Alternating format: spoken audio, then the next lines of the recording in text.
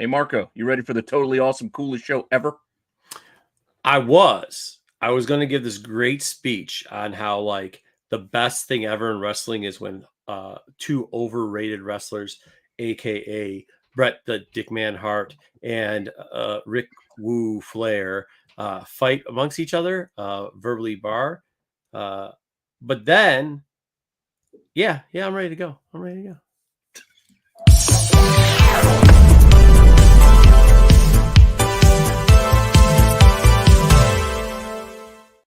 Stick around up there. 30 seconds in, can't just call him Hitman. No, Can't right call off him the Hitman. bat. Can't just start off without. Oh my goodness! Yeah, it's like long-standing hate. What's that? You couldn't even make it 30 seconds. Not even 30 sorry, seconds. It's a big day. So how the intro was supposed to be was I hate not knowing. It was just supposed to be this. Goldberg is the world's greatest wrestler. That's it. That's all it's supposed to be. Yeah. It was gonna be. I hate to not know what the answer. I hate not knowing what the answer is, or something like that. And then Dub was gonna say, "Yeah, you kind of always know the answer." And it's like, "Yeah." And then that's what that conversation was. Sorry about that. Off to a rough start today. Hey, I don't know if you guys caught it. A lot of cool stuff coming out on TV. You might have missed some of it. We're gonna review it. That little Flair Hitman thing has something to do with it later, so hopefully we get that going. But before we do, let's get into the comments and say hi to some of the folks. GTT Comics, hi, thumbs up. I actually went and finally watched a YouTube comic show. I think it was called Tales from the Dark Side, Sunday nights on Rennavision. And I got to see what this actually is, the comment that GTT Comic is. It doesn't look like anything like what I'm seeing right now. I will let you know that. It's not like the pencil hand that I have here and stuff like that. It's like a real nice hand and everything else. Anyways, Bar Lord, hey all. Well, you're talking about what it looks like on YouTube. Yeah, on YouTube. Yeah. I never knew. I always thought he just had some weird hand thing or something. But no, I mean it's like there's some special YouTube. Right. It's a cool thing. Yeah, release. Yeah. Mm-hmm. I gotta update those. I might need to make some new emojis. I told a shot that I couldn't justify ordering the Scarlet 1 in 100, even though we had agreed on a price and said they'd. That sucks. Yeah, that sucks. You should call Daggett and pay up front. He'll do it for you. That sucks, Bar Lord, man. Yeah, hit me. I might have an extra. What? You don't even ask me anymore if I want anything, dude. I don't know what to tell you. Why does it look like my background's flashing? Wrong color, maybe? You don't have lights on. It looks let's like change the color palette. There you go. Oh, that looks good. Look at the shine. Nice owl. Kicking it. I don't usually hear about shops doing that to the customer. Normally, it's the other way around. Well, unless they bought it. Shop, yeah. Unless they bought it and it got really expensive. Pete, was this on your watch list? No, it didn't get expensive yet, though. Okay. So it's not that. It's so there's a lot under ratio. It's right around ratio, but a lot under. I got it under, so that's why I was like, gotcha. Oh man, that's Well, sticking with that 150 then too. All right. Well, 150 sucks. Just putting that out remember there. which is there's one that was the 1 to 100 the best one, like that was my favorite. That was the foil one, and not because it's foil, but that was the John Boy. And then David Mack did 250 like he's done on the other ones, and it looks just like the other David Macks that he's done. But the 150, there was also a spoiler. It was a crappy spoiler, so that one wasn't. I don't like the 150. I'll go look him up in a minute. Let's get ready to stumble. Speaking of that, I might actually have some fishing videos for you guys if we got some extra time. We'll see. You might have to go to church in the morning. Kingdom of Nerds. Hello, Kingdom of Nerds. Follow all the people that AOA is telling you to follow. It was very mid. Okay, well that explains it then. I mean, I guess I can look it up right now while we let people. The 1 in 100 was a spoiler variant, Pete? All three of them they labeled as spoilers. 50, 100, and 250. Gotcha. Okay, that's the place that gets all the. Let me see where all these colors look like. They were the spoiler. The character's already appeared in count. It's not like it's a new character hasn't shown up yet. Like I see. Yeah, he's a Duke. Incentive covers. So, which is the one on the bicycle or on the motorcycle? That's the 1 in 10. And then they did the regular cover that's got the like G.I. Joe thing. It looks Two like regular 1 in covers, 50. 125 was the GI Joe back. No, I don't have a problem with the 1 in 50. The 1 in 50 Yeah, is I okay. like the 1 in Is 50. it really a big spoiler? If you read it, is that a spoiler? Of that? No, he was Heck, that actually in was this series spoiler already, cover. wasn't he? That's what I'm saying. Well, not this series, but he's been a Duke. He wasn't in this series already? I wouldn't have known. Well, this is issue No, 1. what's the spoiler cover then?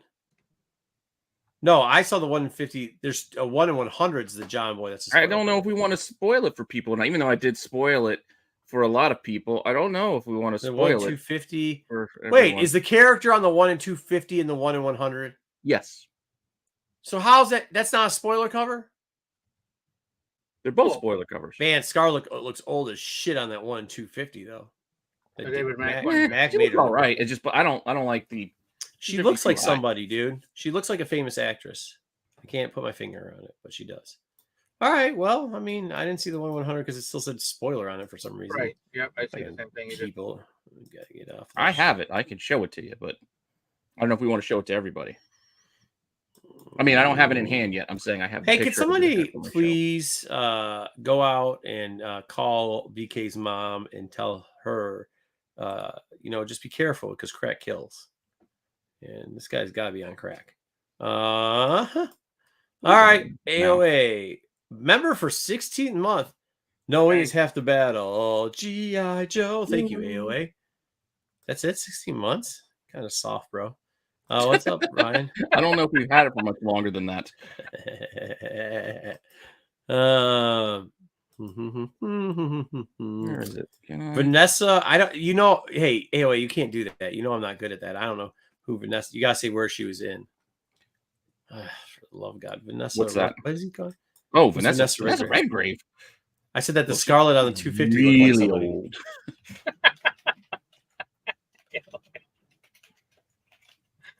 You might be right though. Oh shit. No. That's not who it is, dude. Get out of here with that. All right. If you want to see in our hangout chat. No. Don't do that. Redhead. Don't do what? Don't do what? Well, show it to everybody or don't show it to everybody. Well, I don't know if you wanted to show. I don't know if we wanted to spoil it or not because it is a spoiler. We do spoiler-free reviews. What good is the internet if you can't type in redheaded actresses and you can't find redheaded actresses? Trying to find which one of these broads look like some. Look, you're trying to get a virus on your computer. Just gonna blindly. I'm looking up redheaded actresses. Isn't that how the internet works? That's who it is. She looks like this broad. Who's this broad? Oh no, that's not who she looks like. That looks like Courtney Love with red hair. What is going on, dude? Who are you talking about? We can't see what you're seeing. That's what I'm saying. That's why we should show people a 1 in 100 cover. No, this is the broad. What is this broad's name? Jessica. No, that can't be it. Chastain. Yeah, maybe. How old she was in the last X-Men movie as one of the aliens. Yeah, it could be. I don't even know what to call them. An older version of her. They weren't really the She-Are. I believe she was in It as well, like the It remake. All right, that could be. Oh her, yeah, she was. Yeah, that could be her. So if you like her, you're gonna like that Scarlet cover. Just like an older version of her, I guess. All right, cool, fair enough. I knew she looked like somebody. All right, so have we started the show yet, or what are we doing? We kind of have, but we got distracted and derailed over everything we've done so far. Yeah. Oh, they're definitely doing that. Watching you look up redhead women on the internet. So that's and I'm trying to find this cover and debate whether we should show it or not. And you like 90-year-olds, bro? I mean, if that's your thing, cool. I know she charges a lot, so. Anyways, what else do we got? Who else do we got here? My Barton Thomas. Surprised the Ewok Jedi. Yeah. The Acolyte is wild. All right. Are we doing news? We can if you want. I mean, I'm still trying to upload that picture. News. What picture? The picture of the 1 in 100. I just can't get the file to just load here. I don't. Who cares? We already know what it is. If you sell the 1 in 250. Yeah, but the 1 in 250 already showed us what was the 1 in 250 not a spoiler. That's why I felt fine sharing it. It's not letting me do it. It's not a moral dilemma anymore. It's a technological problem. Yeah, I don't get why. I'll keep working on it, but I'm going to run the thing for the news. So Dub gets started on the news. All right, please do.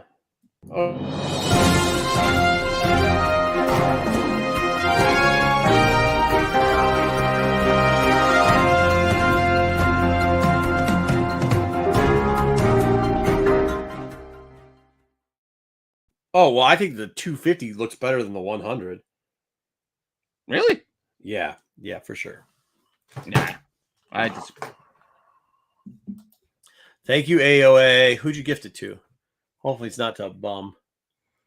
It is Creed. Good. There's some dude that keeps trying to follow us all on social media. Oh yeah, no, it's Creed. It might be that guy. Really? Because the guy's got a lot of fake accounts.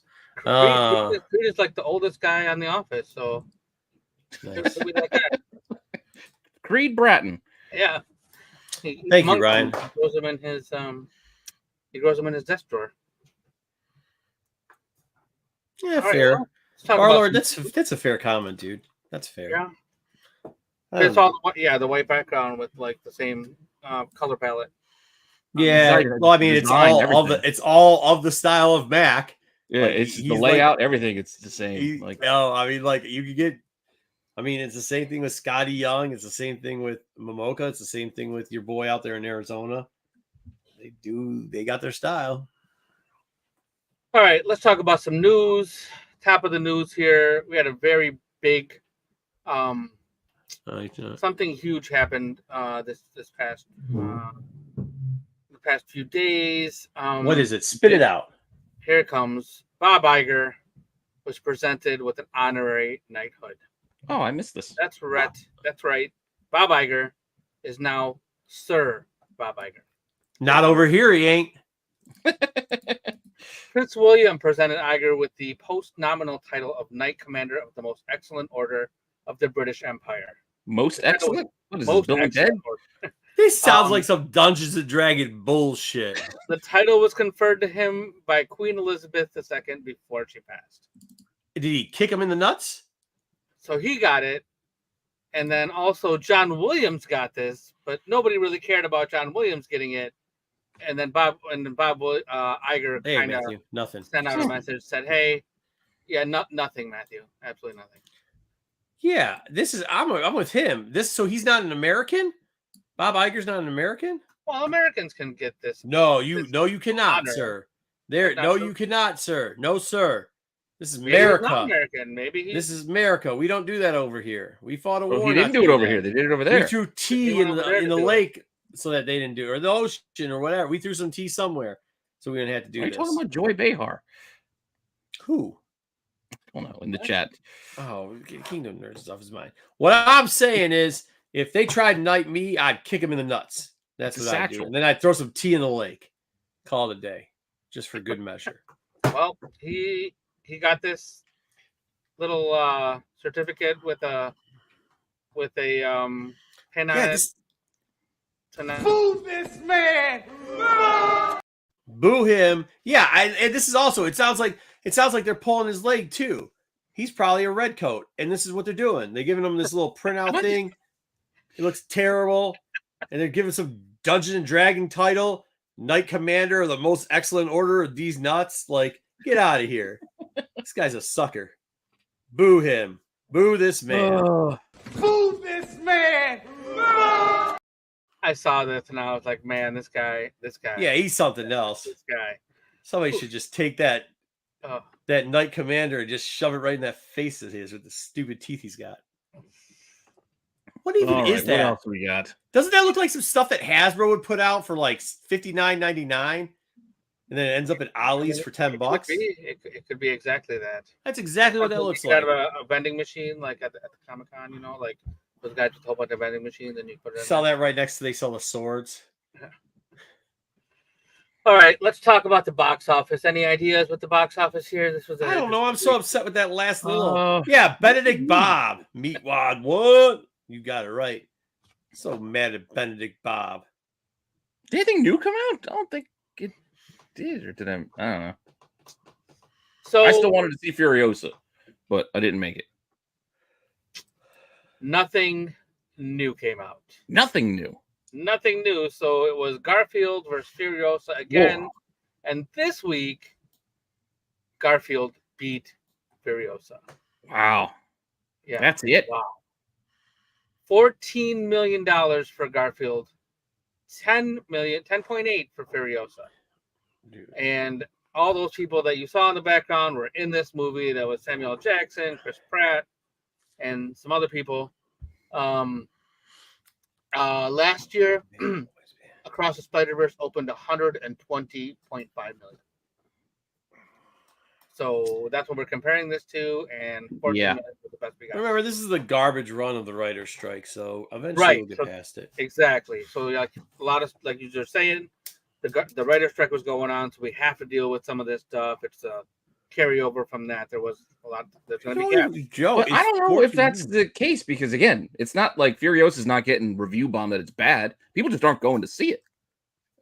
So is it because it's not well written? No, because all the reviews are good for it. Dude, just nobody's going to the theater. Don't want to go to this horse shit, man. Like, the theater sucks, dude.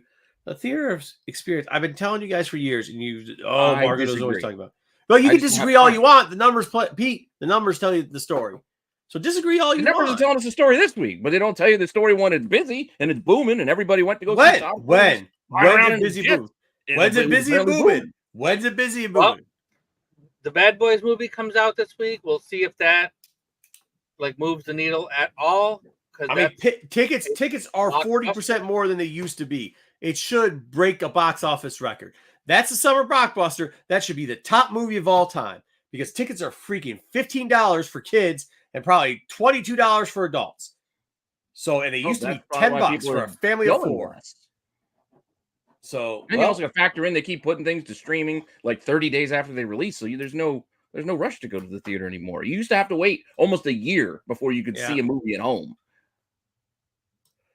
So you either go to the theater, wait for it to show up at Blockbuster, try to rent it 6 months later. Maybe everybody's just saving their money for Deadpool and Wolverine. Maybe that's what's going on. Just like you said, it costs. Most people just don't want to sit next to Pete's in the movie theater. That's just the bottom line. Because I said so. Pete too. Yeah. I don't know, but he likes to go. Nobody likes to go. That doesn't make any sense. Mm-hmm. Nobody wants to be because he likes to go to the movie. I don't know. Well, apparently they're not going. He's like, today. All right, give me my buttered popcorn. Shit flying everywhere. This is the greatest experience. People are like, damn, we just paid $30 to sit next to this dude. I'm out. Not doing it again. Not doing it. Smell like rotten feet. That's your theater. Yeah, you go there. That's that one theater you go to, because I don't know where that is, and I'm glad I don't go there. Yeah, right here. That's what I agree with this. They need to bring that back. Well, that I do like going to matinees, and they don't have enough. All right, let's talk about some other news in the movie world. We got some trailers this week, and one of the trailers we got was for Venom: The Last Dance. And I will tell you, the internet loves this Venom horse thing. So Kelly Marcel is directing this movie. She's a British screenwriter. She wrote Saving Mr. Banks, 50 Shades of Grey. She wrote Venom and its sequel. And this is her directorial debut with Venom: The Last Dance for Sony. Sorry. The release date is October 25th, 2024. So this year we're getting this movie. And this horse, I will tell you, I said it once already, but people are going nuts for this horse. Can I address something in the chat real quickly? Address something in the chat, yes. Yeah. Hey, don't make me send another alligator to your house. Don't make me do it. All right? All right. Good enough. This sounds awesome, man. This is exactly what I was looking for. Yay. Yay, Sony. Way to go. But here's another thing. Can we talk about this too? Although this is by far one of the stupidest things I've seen. This will be another hit in a long line of hits. No. Madam Web. That's not what I'm going to say. Morbius. This is stupid, but which Venom movie got people didn't talk shit about? Which one haven't they talked shit about? They talk shit about every Venom movie. You mean every? There's been 2. Well, that's 2. So every one. So this is the 3rd one. So they talk shit early about every movie. That's 3. Sorry. How many do you want? There's usually only 3 movies. Well, I'm trying to understand what your point is by bringing my point is I don't think the horse makes a difference if people were going to talk shit. I think they're looking for something to talk shit about. Now this is something good to talk shit about. No, they love the horse. People love the horse. They actually love it. I was being serious. Yeah. Yes. Being sarcastic. They're looking for comic appearances. I can be sarcastic about the whole rest of the trailer, But this horse was I'm putting positive, giving you the positive from this trailer. Fucking people are stupid. They're fucking so stupid. I've given up. Send them all over to fucking England. They're so stupid. I read some things. People want an action figure of this horse. People I can't wait to see this horse. That's why you're broke. Like, what are you talking about? Action figure of this horse? Get out of here. They want an action figure of this horse. I will no, tell they you. Don't. Yes, they will. That's the bots. People on the internet were clamoring. That's Hasbro's got a bunch of bots fooling you all. Nobody wants this horse shit. You just don't want it doesn't mean they won't make it. I didn't say that. That's what I'm telling you. They're using bots because, dude, no, there's nobody likes this. Cause not women, not men, not any binary. You don't have any idea what you're talking about. Nobody, any person in the world is not like this. There's no way. It doesn't even look like a horse. I was trying to be positive about this movie. I'm not going to see it in the theater. I don't have anything to say about the movie. I'm trying to give it a positive spin, and this was the one positive spin. Stupid people saying stupid things is not a positive spin, sir. No, good day. I'm with GTK Comics. I said good day, sir. Good day. Right, well, I'm going to move on. We can talk about another Marvel project called Avengers #5. This guy on the left here is Sean Levy. He has directed some other movies you may have heard of. One coming out soon called Deadpool vs. Wolverine. Or Wolverine vs. Deadpool, I don't remember which. They offered him this job for Avengers 5 in like mid-March. He turned it down because he was busy doing this. He's busy working on Stranger Things. And as of right now, he still hasn't accepted the gig. He's looking over the script that he was given. But they really want this guy to do it. So we'll see what happens. People are saying it's going to be like 60 MCU characters. A lot of people are going to come back for this movie. Timey-wimey, wibbly-wobbly, all kinds of stuff for this movie. So we'll see what happens. And, he's doing the Wolverine Deadpool thing. And they're really happy with that. So. Why not do it for the Avengers 2? He's doing it for Deadpool, so do it for the Avengers 2. Why not? Let's do it for him. Is this like he's one of these dudes that doesn't think he looks good in color? Or what's going on with this picture? This was just a picture that was with the Avengers logo. You act like he sent it to us. Yeah, he did not send this picture to the Rennavision. This is Sean Levy approved. Lots of pictures of him on the internet. This was the one that was easiest for me to put on. At first, I thought this was the dude that played Aquaman in like the TV show where it was just him in a like costume suit that was made out of polyester and cotton, but no. Huh? All right. I don't know who that is.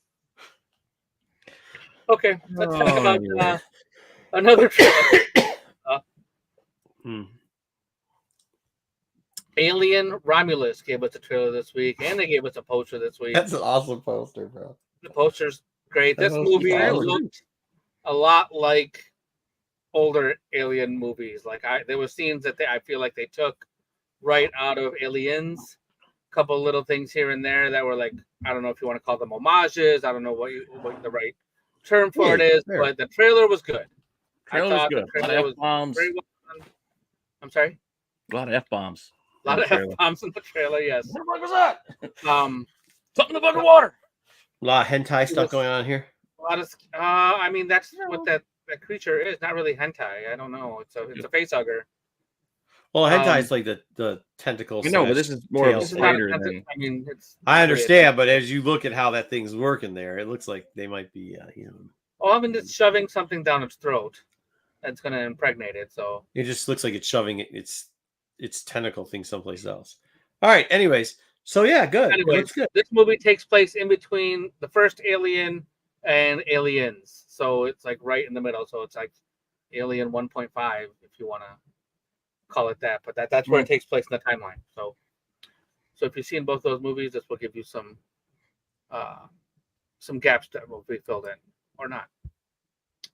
So it's right in between the best ones. Right, exactly. I mean, based on the trailer, I want to see it. So I'm scared, but I want to see it. This young lady's name is Elle Fanning, and she's going to star in a new Predator movie called Predator Badlands. I have not seen any of her work. Yes. Does she have a sister or something? Does she have a sister? Sister? She might. Somebody Like Fanning. Dakota? Doesn't that name famous? Like, didn't she? Dakota Fanning is a famous. Yeah, Dakota Fanning. Yeah. She might be. I think they may be related. I'm not sure. I don't know anything about this one. Oh, see, Joe knows. Look, he knows what I'm saying. Oh, well, there you go. Yeah. There you go. I remember her from We Bought a Zoo. Who bought a zoo? Yeah. She worked at the zoo. Zoo. And the older kid had a crush on her. On who? Gotcha. So this movie called The Badlands. We Bought a Zoo with Matt Damon. Wait, the kid had a crush on Matt Damon? In the movie she did. No. Matt Damon's son had a crush on this girl who worked at the zoo in We Bought a Zoo. What zoo did she work at? Probably the Toledo Zoo. Oh, it's a zoo. I don't know, but it's based off a true story. You can go look it up. So she used to work. Her sister's Dakota Fanning, but she Has used nothing to to work do at with a what zoo? I'm talking about. But yes, she worked at a zoo. You said yes. So she worked at a zoo, and her sister's this famous. Dakota Fanning's a famous movie star, isn't she? No, she was an actress in a movie. You said, "What had she been in?" And I told you a movie she was in. That's what you asked. Oh, in the movie. You said, "What movie she's she in been zoo. in?" I said, "She was in We Bought a Zoo." She worked at the zoo. Who was she in Magnificent? Yeah, Magnificent. Wasn't she the Maleficent? She's the crazy lady. Oh, Maleficent. No, I thought it was Magnificent 7. She's the crazy lady. No, what is this movie? What's Maleficent about? What crazy lady in the Magnificent Seven? The sister. Crazy? Maleficent is a Disney movie based on Snow White. I believe that's what it's from. One of those movies. And it's Are you talking about related the with Denzel Washington remake Magnificent Seven? I don't know. Because the girl in that one is the same girl who got killed in Equalizer. So this young lady is going to be starring in a new Predator movie called Badlands. It's in the Predator universe, and it's directed by Dan Trachtenberg, who is the same guy who gave us Prey on Hulu, and he's trying to revitalize the whole Predator franchise. So Prey did pretty well. A lot of people liked it, and so hopefully this movie this will be a feature film. So we'll see what happens. Yeah, just for all of you guys putting up with this shoddy start that we're having, we're all over the place. I'm gonna just throw a couple memberships out there. Who? What are you guys even talking about? You are all over the place. Dumb are on point. I don't know what you're doing. You're answering. You're picking up phones. You're checking messages. Yeah, some problems. You're talking about all kinds of random stuff. You're all over the place. We're all over the place. We're everywhere. I don't know. I'm doing what I normally do, so I don't know. He had the point. He does have a point. Doing what he normally does. Mm-hmm. All right. I mean, every day I'm just me. Talk about some streaming things. Let's talk about it. This Paramount Skydance, we're the closest we have ever been. Skydance? Skydance, yes, that is correct. Skydance. What the hell is Skydance? One Skydance of those jump is places? a media conglomerate company, like a people that have money that want to invest in things. Yeah, it's that kind of company. What's that now? Money. Who'd you say? Skydance and Paramount. Who cares? Well, it could make a difference with what happens with some of this content. Paramount owns things. Paramount what do they own? They own CBS. A lot of the things that are on CBS, most Nickelodeon, all of those things. What was the last good thing that was on CBS? Beavis and Butthead. Oh, was that Paramount? I don't know if that was CBS. Like Paramount Plus. Don't they have Yellowstone? Don't people like that show? Oh, I like that show. That was pretty decent. When Kevin Costner was on it. We're trying to get back on it now. Okay. And they do Halo. I didn't watch the Halo show, but they had Halo. All those Star Trek things. Yeah. Well, what are you gonna do? Okay, so we don't have anything happening. We don't. This is closer to being an official. It's supposed to be announced in the next few days. So probably by next week we'll be may or may not talk about the fact that this happened. So it's a thing. I guess we'll see. Cillian Murphy is going to be in a Peaky Blinders movie. Effing Peaky Blinders. Peeping effing blinders. I love it. So this is going to be a continuation of the series, but plot details haven't really been released, of course. The creator, Stephen Knight, had written the screenplay. And then Tom Harper, who directed some of the episodes, Last he's thing going to he's going to be the director of the movie, and Cillian Murphy is coming back for this movie. What we call direct to Netflix. So well, he's the only one that got the joke. Good for this. It's great to see the history of the gypsy in England. Well, it's coming soon. They're probably going to start filming it. So throw some tea in the lake. Tea in the lake. I thought you were doing that because of Iger. Yeah. Tomb Raider: The Legend of Lara Croft, which is an anime-ish, anime-style series based on the video game, will be voiced by Haley Atwell. You know who that woman is, Marco? Any idea? You remember her? She uses a lot of makeup. That's all I know. That's too much makeup for me. In that picture, she's wearing a lot of makeup. Carter? Yes, correct. That's Peggy Carter. All right. Exactly. Yeah. Give this man a rubber tortilla. Because that's what I thought when I saw her the last time. Way too much makeup, man. Yeah. She wears a lot of makeup, and she's gonna voice Lara Croft. So it was a throwback show about the 50s and stuff. Bro, but you know what the problem with that is? And dude, if you give somebody a hug with that much makeup on, then it's all over you. You know what I mean? I'll remember that the next time that I'm gonna hug Haley Atwell to watch that I don't get makeup on my She's the only one that does it, dude. And then it's almost like one of those situations where you're like, what the heck? We're not talking about the street ladies outside the movie theaters you like to frequent. I'm telling you, I'm not saying anything. I'm just saying you got to watch out. Give BK's mom a hug, her whole face comes off on you. All right, so Prime Video. Speaking of video game adaptations, we're gonna get Like a Dragon, a live action series on Amazon Prime. It's coming out on October 24th. It's based on the Sega game franchise, 6-part series. That game was cool. Yeah, the game I have not actually played it, but I've seen some things. Yeah, and it looks really fun. Big fan of Yakuza, all types. The Yakuza Papers, Like a Dragon Yakuza, B Yakuza, love it. I really am. No, I like, dude. If you've never watched the Yakuza Papers, bootleg it, do whatever you got to watch that, dude. It's the Japanese equivalent of Shogun, but for Japanese Yakuza. Shogun was Japanese. No, it wasn't. It was Dutch. What do you mean it was Dutch? Well, we follow the English, dude. We don't follow the Japanese people. It was all based around the Dutch guy, not the. I mean, that's what it was really based around. I mean, they used the other characters to tell the story, but it was really through the eyes of. Yeah, but it's not like it took place in Alaska. It was about Japan. Yeah, but this is like different. This is like about the gangs of Japan. The Yakuza. Go watch you'll know what I'm saying when you watch the Yakuza Papers, man. You'll know. You can say it's like Shogun, but modern day. Okay. No, it's not. The Yakuza Papers are like the 60s in Japan. That's modern day compared to goddamn Shogun. Man. So this show will be premiering on Amazon Prime on October 27th. They were sailing on galleons and shit. It's not the same time frame. It's not like, oh, it was 20 years apart. Dude, you weren't alive in either one, so what's the difference? I know when the 60s were. I can't even tell you exactly when Shogun took place now. I'm just trying to remember back. I remember what year that was. Was it 931, something like that? All right. That's 1,000 years. A number's a number, bro. It doesn't matter. It ain't nothing but a number. What do you mean it doesn't matter? There's a big difference. No, it doesn't. It's about a Dutch dude. It is. What's the story about? Who does it follow? Who's the main character? Goldberg is the world's greatest wrestler.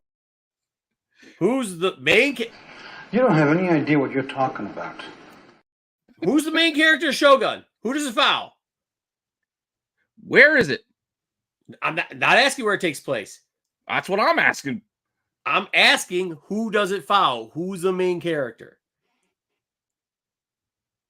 Oh my God, I give up. I really give up. Wait, so Rocky? Hey, hold on. So Rocky, what was it? Rocky 3? Is that or Rocky 4 is a Russian movie? It's not an American movie. It's a Russian movie. Is that what we're doing now? Because where was some of that shot? In Russia? They got some Russian stuff in there. You better watch out. Okay. I mean, that's what you're saying. No, what you're telling me is that Crocodile Dundee is an Australian movie because fucking, he was Australian. Yeah, it is. It doesn't matter. He was in New York the whole goddamn time. Ah, no, it's an Australian movie. Yeah. It's about an Aussie. Hey, he taught you what a knife was. He said, hey, that's not a knife. He goes, this is a knife. You know what I mean? Like, that's what I'm telling you. The point is, that's not an American thing, brother. You're still harping on that. My point is that the 60s are closer to modern day than feudal fucking Japan. My point with the whole thing was you ain't alive for either one of them, so what's the fucking difference? Plus, you didn't know when either one took place either way. I could have told you that Shogun took place in 1410. You would have been like, all right. You don't know when it took place. All I'm saying. I know the difference between the fucking post-industrial age when their ships had motors and when they're sailing fucking Spanish galleons and Portuguese. The Yakuza didn't travel no place. It's about the Yakuza in Japan in the 60s. That's what the Yakuza Papers is about. Which, compared to Shogun, is more modern day. It may not be current day. I didn't say current. Foster's is Canadian for Australia. It really is. So the series comes out now that we're 40 minutes in November in 2 different parts of 3 episodes each. I'm gonna have to give away more memberships. Hey, I'm just saying, if you can't get Amazon Prime, you can bootleg. We're not condoning anyone to bootleg. Not at all, but bootleg it. Please, don't pay your taxes. Pay your taxes. Yeah, pay your taxes. Rent your DVD or whatever. Bootleg anything Amazon. They don't need the money. Prime Video will be giving us American Gladiators rebooted. Boo! Finally coming back after multiple missteps. It's considered like the first reality competition series. But a release date has not been set, but it's taken a while for us to get to this point. Amazon officially has announced it through its MGM Studios. Just type in Amazon Prime on YouTube and catch all that great programming. What Gladiator event would you like to have done? I'm always for the final. Like with the tennis ball gun? Yeah, the tennis ball gun. I always wanted to do that. Because I'd be calling tennis balls too. Like, I think that was the biggest. I think that's the biggest mistake. People didn't slow it down in their mind. So there's sometimes you'd see it and the person would be like, Gladiator would be like, oh shit, I only got 2 balls left. And if they did a fake, but they wouldn't, and then they get caught up, and you're like, if you knew it, you could have fast ran and they wouldn't have any left, and then you're good. But, yeah. So I don't want you to confuse this with the version that is currently in Europe right now. It's just called Gladiators because they kind of continued this show. Yeah. The European Gladiator? Nobody said that. Double J, that is correct. They have tried to revitalize this a couple different times. Powerball. Screw that. Finally, but this seems like it's actually going to go through. You see the size of some of those gladiators? Dude, I did. Hey, no, back in the day, I would always be like with my brothers bashing each other, trying to play that in the backyard. And I love playing it. But I don't think we realize how big. Yeah, no, I wouldn't be doing that. Yeah. No. I'd rather be in the safety of the hamster ball, if anything, because then at least you're inside the metal ball. You can't really get hit. I don't know. I think they were hitting that pretty hard. You were getting CTE and you didn't even know it. Either that or just do the one where you were the wrecking ball and you just swing into them. That one wouldn't be too bad. Huh. Remember they had to stand on the thing with a padded shield. Dude, JJ, I bet you it's there. There was one where a dude was doing pretty good, and then he grabbed around the thing where the ball's in there, and a gladiator backwards suplexed the dude on his neck. So you could have all the pads you want, but I'm not getting suplexed on my neck, bro. Yeah, that is true. Right. That's true. It was really how much steroids could you do to run into each other? They did the behind the scenes on that thing, didn't they? Oh 30 yeah. for 30 on ESPN. Yeah. No, there's like a whole. I think it's like a series of series. specials on Netflix. My wife watched them. I didn't get to watch them yet. I think well, 30 for 30 is what's renewed some of the interest in this and made it kind of a thing now. We're going to talk about a few toys here, and then we got a little section of toys that's going to kind of tie in with what we're going to talk about later. So first, we're going to talk about this. I don't even know what the air ground Super 7 is going to give us Willy Wonka and the Charlotte aggro crag on reaction. Guts. It was like the. I don't know what this. All right, who cares? Keep going. It was like a mountain, but it was more Charlie like a Bucket, Double Dare type show. Augustus Gloop and Baruch Assault. So people nobody want. Well, this is wave 2. So wave 1 has already come out. It's wave 2. People are buying them. People bought wave 1 because they're still doing it. Who was in wave 1? Willy Wonka himself, probably an Oompa Loompa. I'm not sure. I mean, that's got to be it. Didn't make it in wave 1. That's all I'm saying. Yeah, right. Why was Charlie not? Well, that's it. Yeah, I mean, this is like the leftovers. Like, did Grandpa make the cut? Grandpa's socks Charlie didn't make it. Some shit. Like, good night to everyone except Grandpa Joe. Yeah, lazy Grandpa Joe. That's what I'm talking about. Sock dude. Seriously, worthless. Do we got to wait till wave 3 to get Mike TV or? Yeah, I know. Like, no, it's gonna be the is the Chase a purple version of Salt there? I thought that'd be kind of funny if it should be all inflated. Yeah. All right, let's thanks to my buddy Joe who sent me this over a little while ago. The Tigra figure is from Frazetta Girls. 6-inch figure, multiple accessories, has her panther companion Shaitan, which means devil in other languages. Shaitan. Has garments, has head portraits, weapons, a lot of extra hair, all in the collector-friendly box. Pre-orders are open now for $70. Hey, just whatever you do, don't start typing shit on in the Shaitan in the Google chat because you gotta need an ad blocker for that one too. That's a fat Shaitan. Speaking of that, I guess you can type Cleveland Steamer all you like. Huh? Okay, I mean, like when you get that, do they also get put on a list of like, maybe you should check into these pervs that are buying this? Oh Jesus! Where's Corbin at? Probably. What's that? We talked to him yesterday. Yeah, right. So this is the McFarlane is giving us the Batman Forever Nightmare Bat build a figure. Who gives a shit? Corbin. This is the Corbin set. I know, it really is. Corbin loves this. Yeah. Batman Forever. Yeah. Pre-orders go live 2 days, June 7th. Harvey, I am Batman. Here is pictures of what the Bat. Fuck is this? Officially, this is the Build-A-Figure. It's the back of the box. Of the Riddler. What the? If you want to build Man-Bat, Nightmare Man-Bat. That's not Man-Bat. That's not Man-Bat. That's just a fucking bat. I'm just telling you what it's called. Okay, I didn't make the figure. Call it whatever the fuck you want. That's a bat. It's a Nightmare Bat. What makes it a nightmare? It's a nightmare for whoever spends the money to buy this guy. To buy all 4 figures to make this. Why even give away? Hold on. Why even give away pieces? If this is the thing you're gonna fucking build. It's a big thing. Like just make it $3 cheaper. Sell the figures. Like what can we make it? What can we make for them to build? I don't know, man. What does this have to do with the? It's from what I'm saying is like there's an added cost for this Build-A-Figure, right? Let's say the added cost. Yeah, couldn't they had a Build-A-Figure Chase Meridian? I think that was Nicole just get rid of the Build-A-Figure. If this is hey, listen, Pete, you're gonna be the boss here, all right? Hey, boss, we got these figures coming out. We're gonna do a Build-A-Figure. You think it's a good idea? Well, it depends. What's the Build-A-Figure? Fuck, I don't know, man. What series is this from again?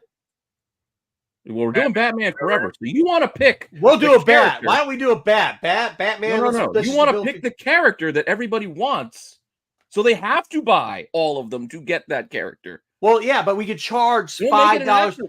Here's the thing, though. It only costs us $3 more plastic. $5. We could charge $5 though, and it only costs us $3 more, so we can get more premium bucks on them. So just do a bat.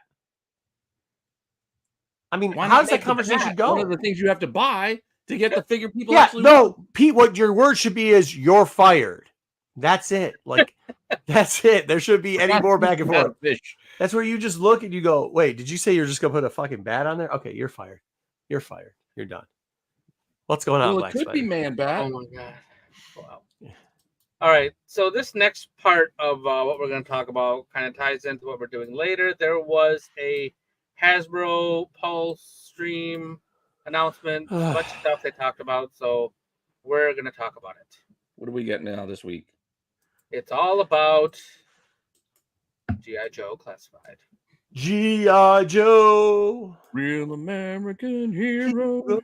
So these were two figures that they teased. They didn't give us actual figures. These are digital renders of Dial Tone and a Saw Viper.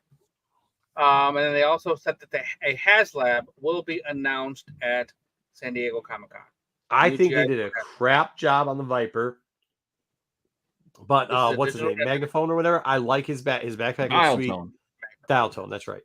His backpack looks sweet, even though it doesn't have a phone on anymore. And I really do like his gun. What's that? We'll call him Busy Signal. Or kids today won't know what that means. They don't know what that means either. What's a dial tone? Voicemail. What do you mean? So some of the figures they actually announced. Yeah, that's true. That's the one thing Hasbro is knocking out of the park. I don't think I dig that Viper, though. Yeah, imagine trying to explain to kids these days. There was a time you could call somebody and you couldn't leave them a message. You had to try them again. You're going to call back later. You got to call back later. Or somebody would write your message down on a piece of paper. That was before the Yakuza papers, I'll tell you that much. You and your Yakuza papers. After the Yakuza papers, wasn't it? But they had the telephone. They still had fucking answering machine. All right, so here we have. They didn't even have running water. What's the difference between the Shogun? Oh, dude, that's cool. Even though we already have a bat, I like that. I like that. The Iron Grenadier bat and a Cobra Trooper. I remember that, dude. These are both pre-orders are open now for $24.99, which is the standard price for one of these. Yeah, I remember the one on the that left. was classified. Wasn't from the 80s, right? Everybody was it classified from like the 90s. No, classified are these. No, classified's now. That's the current one. Is that what it is now? No. Yeah, they added classified. Ones. Oh, there, the Storm Shadow 2, though. Yeah, Storm Shadow 2 and Alpine are also available to pre-order now. Oh, what was the short ones that they did in the early 2000s? They're all Real American Hero. I don't know. I'll ask. What's his name? All right. I like that. I like the shit. I like the classified figures in the last couple of years. 6-inch figures. 6-inch figures. Okay. Yep. Who's the guy on the left? Alpine. Really? He's got no neck, but that's Alpine. AKA Albert Pine. Kind of looks like Oscar from The Office. Yeah, dude. He looks like something. How the fuck's he gonna carry all that shit? Oh, you know what it is? Put the goggles on him, bro. Well, yeah, and the hat. You don't even got to do the hat, but at least give him the goggles. Well, the figure had the hat and the goggles, Yeah, all the time. You can't let that man be seen without a hat on. And the 80s stash apparently is back in play, that people are just rocking the stash again. Oh, it looks so weird. I know. I don't understand it. I'm like, why? So they're always walking by themselves.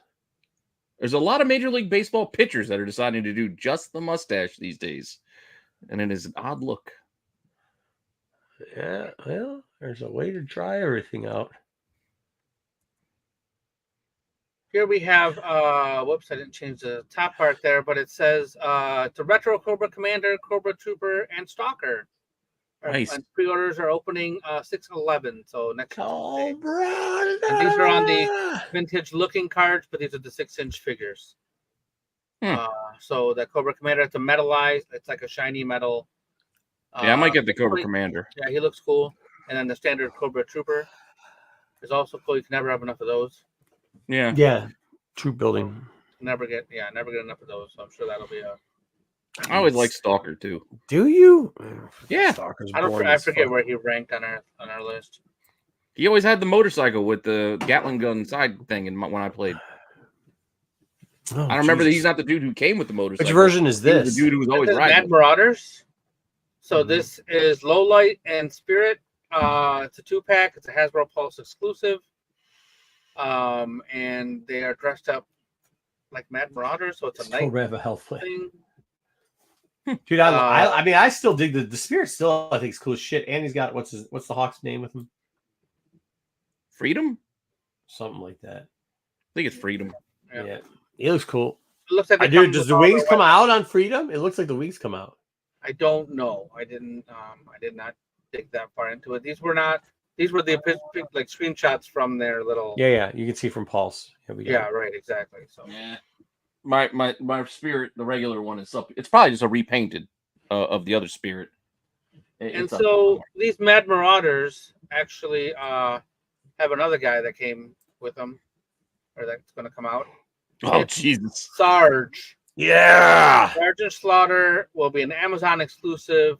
Pre-orders open June 18th. Nope. Those need to be those little blue 3-pound weights you got in your Hulkamania workout set from back in the day. That's about all Slaughter is really going to be pumping back then. So this actually comes with a tiny little action figure of himself on a G.I. Joe card. That's kind of weird.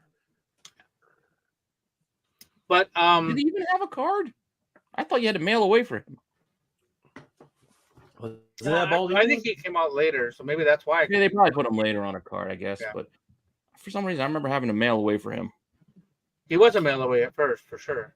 No, he came with the Triple T then. Yeah, he came with the Triple T. Yeah, the vehicle, the white vehicle with the. Oh, that's right. That's right. That weird little mail away. Yeah, in a box. With the vehicle. And speaking of vehicles, Joe June.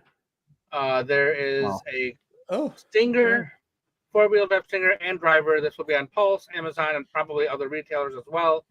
Pre-orders for this open up on June 18th. Part of me is like, wow, I wish I collected this line, and the other part is I'm glad I don't collect this line. Yeah, what's all the extra bullshit? You don't need all that extra bullshit with this. Well, in case things blow up around you, so you can avoid it. Mm-hmm. Well, what's the spray gun for? That's a fire extinguisher. Why does he got a fire extinguisher? Cobra, it's a water bottle, so he can take care of his spritz himself. The health plan and the plants at home. OSHA is checking them out, So there's also he's got a turkey baster too, right underneath his hand. There's a turkey baster, so he can get ready for the holidays. I think that's a knife. Well, could be. Could be a turkey baster. Either way. I think this is really cool. Like I said, I always like this. I always like this vamp. I think it's a repaint. But didn't this just have this used to have a handlebar on the back for them to hold on to? I don't see that.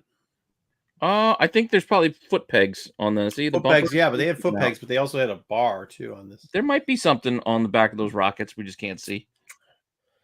All right, maybe we can hold on to. So. Okay, let's talk about some comics. Just got a couple comic things real quick. We do. Keeping with the G.I. Joe theme. So I can't wait for this. Scarlet broke records. Well, Destro has broken those records. So every subsequent comic, number one, that this Skybound's been putting out, it's been getting a bigger number and a bigger number. We are now at 85,000. Why wouldn't they be at 100,000 on this? Why wouldn't they just be at 100,000? Why? Like this is people aren't ordering it yet. They're getting there. Hold on. But this is what we talked about. Excuse me. This is what we talked about with the second prints, right? Which I assume they're going to do a second print of Scarlet one. We know that in totality for Duke, there's probably 130,000, books that sold for that. Why are we just throwing that number? You think Destro's not going to do 150? If Duke did why are you throwing out 150? It's 85 is the high.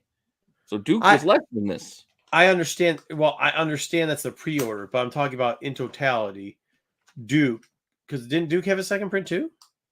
Yeah, but don't forget when you're talking about with the second prints and the third prints. I know it also helps to get new readers in, but it also gets those OCD. I have to have everything collectors who will rebuy. Mm-hmm. Right, so but also a lot of them are buying the seconds and thirds too. Kirkland's really good at. It's called marketing. So he can build. So when they eventually put out that G.I. Joe #1, then they can break the record with 100,000 for that. And all the way along the way, they're giving us these little, numbers, incremental numbers all the way up to that. Well, just note that's the 1 in 250, and then that's the foil 1 in 100 there in the middle, and then I'm assuming I like that other one. I like the 1 in 100. Is the Mac the 1 in 250? Probably, yeah. The Mac's the 1 in 250. The other one that way the whole way. The John Boy in the middle is probably foil, and it's the 1 in 100. It's been that way for all of them so far. Agreed. There was one for Duke. There's one for Cobra Commander. There's one for Scarlet. So this is the Destro John Boy, and I guess that's the 1 in 50. But I kind of like that with the panel. Every once in a while, you gotta get dressed up, I guess. Yeah, I don't get that why he's Scottish, but yeah. Arms dealers. They're worldwide. All right. Well, I'll explain some other time. I'll explain it later. That bastard was an arms dealer? I think he was, wasn't he? Yeah, he was. So some new printings that have been announced for No, they haven't. July 10th. Absolutely Black not. Panther Blood Hunt number 1, Ultimate Black Panther number 4, and the Ultimate Black Panther 1 in 25 variant. Blood soaked. Is it wet? Yeah, well, with blood splattered. It's wet to the touch. Don't touch it. Some of the blood is on there. Here we have Spider-Gwen Ghost Spider number 1. You will rue the day. Begin your ruining. And then the 1 in 25 Virgin variant. Was that the A cover? For which one? The one on the right. Virgin? I think yes. I think that was the A, and I think the other one was the foil. Gotcha. That they probably just took the foil off of it. So they just made it a regular. I think. I'm not positive, but they're both familiar. I think they've used both of these already. Got it. And He's an enigma wrapped in a riddle. Doom number 1 Doom is getting a second print Sanford Green wraparound cover. Yep. I didn't see any incentives for this. I just saw this cover. It's just the version of the A. Oh. So the A with all the circles, it's that, but with no trade dress. Gotcha. That's the 1 in 25. So he's doing he's doing the reprint, and he's getting to do this second print cover, the wraparound. So that's kind of cool. Sanford Green, I mean. I like this cover, so it's kind of cool. Is this one from inside or something? Oh, maybe it's an interior page. Yeah, I don't know. It might be. I can't remember. And he's doing well with that book. Yeah, he's did really well. Good, go Sanford. And then we have X-Men 97 number 2, the animation third print, and then number 3 is the animation second print. I feel like that number 3, the one on the right, the white cover, we've seen that cover like so many, like that's old art, right? I mean, I think it's like the DVD box. Every cover, yeah. So they use that same without the background cover. Yeah, so we keep getting it. And that's I don't like the fact that you're trying to sell me a picture of some VHS cassette tape covers as a comic book cover. Yeah. That's weird, man. Why would you want to buy that? Would you want to buy that, Marco? It's a picture of VHS covers. I think it's kind of cool. Just because Sinister is looking sweet. I mean, it's a fun idea, but realistically, I like it better than the other one. What's that third? It's a picture of VHS tapes. I think if they would have done it a little bit better, made it like take up the screen more. You didn't need the extra add-on on the top and bottom. I think it would have been cooler. We want to put it inside of one of those faux wood-looking VHS tape slider. Yeah. Sliders on sideways. Yeah. Is that what you're talking about? Yeah, I thought that would have been cool. Yeah. I think that would be cooler. It's better than the one on the right. What is that, number 3? Yeah, that's second print number 3. It sucks. I mean, we've seen that. It's the same old art. Yeah. Like or could we just put the VHS tapes next to everybody's old stereo system, which for some reason was stack it up. A glass cabinet and was like there's 3 parts to it. Yeah. Like there's a record player on top, and then have one out of line. So it'd be like Sinister's on top, and and then you'd go Magneto, and then maybe Mojo is mixed in there where he's not supposed to be or something like that. Yeah, 100%.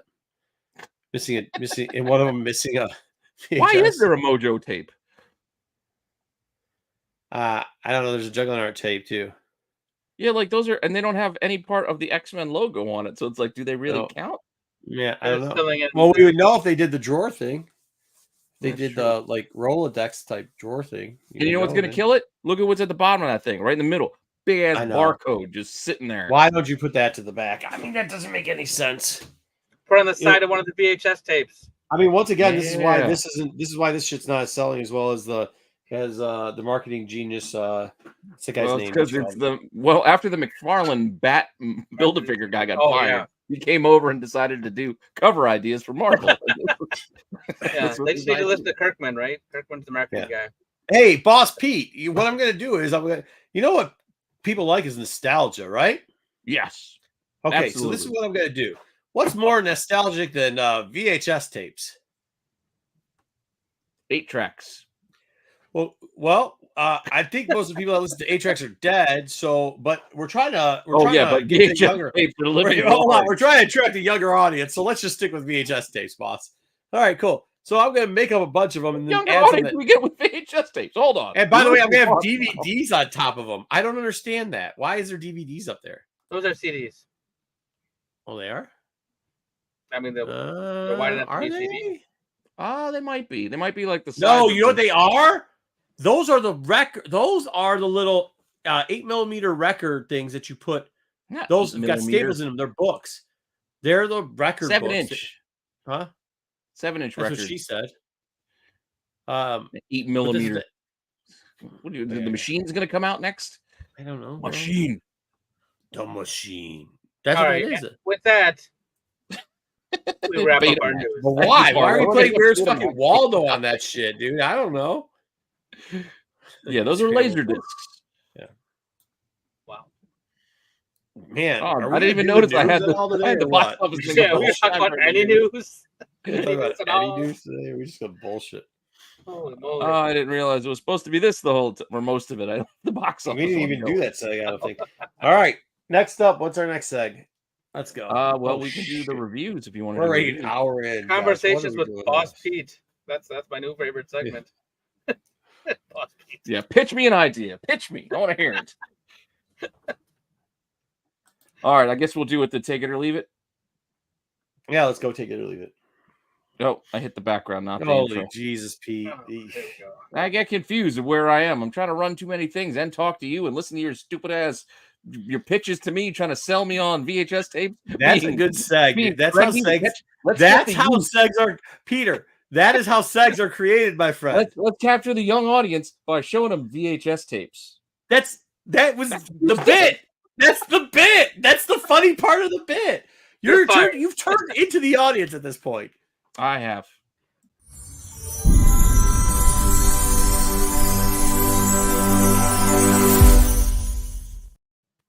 Oh, with that. So, no, there we go. Where the hell is it? There it is. Hey, Double, remember when he said we weren't up together? It looks like the only person who's got shit together is Pete today. I'm gonna refrain from answering any of that.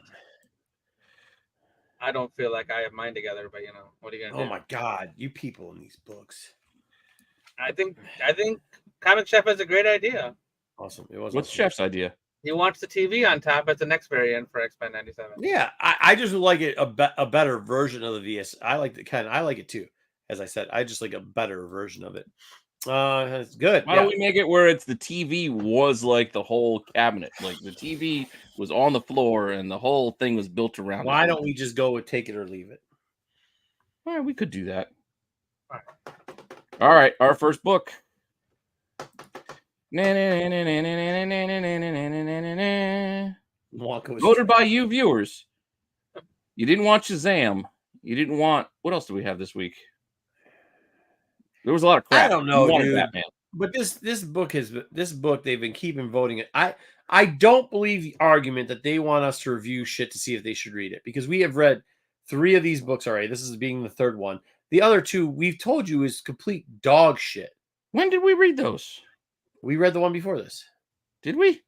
Yeah. Batman? We read a lot of That's the other thing. I had to go back and read this from the start because I didn't know what the hell was going on. We read Batman last time it came out. don't remember. I remember reading a Batman book. Yeah, like I went back 4 issues. I read the last 4 issues so I can get this Dark Prisons storyline. Well, that's what they keep voting for, is us to read this horse shit. You just haven't read it.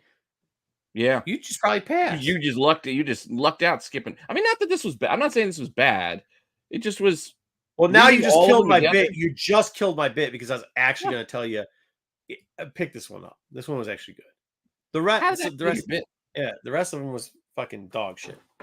But this one was actually kind of good. I gotta say, most of them weren't that bad when you put it all together. That's what I'm saying. The last book was terrible. The book before that was horseshit. But that's what I'm telling you. Reading them all together, I'm telling you, it was a good storyline as a whole. He was all right. I'm not saying it was great, but yeah, like it Robin, made more sense all together. Yes, the Robin, there was Robin and Tim Drake. Yeah, yeah. I read that one. I didn't read this one, but I read that one. I read that one. I read them all.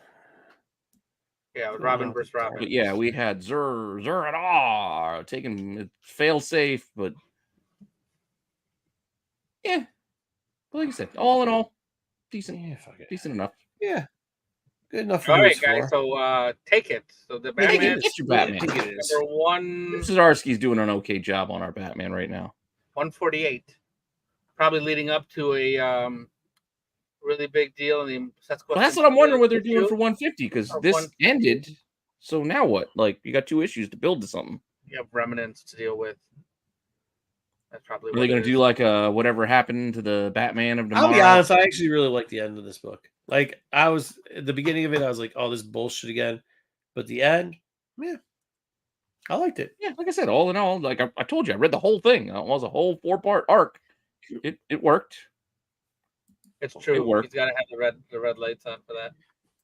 Another one that gave me extra work. Oh. I started reading this.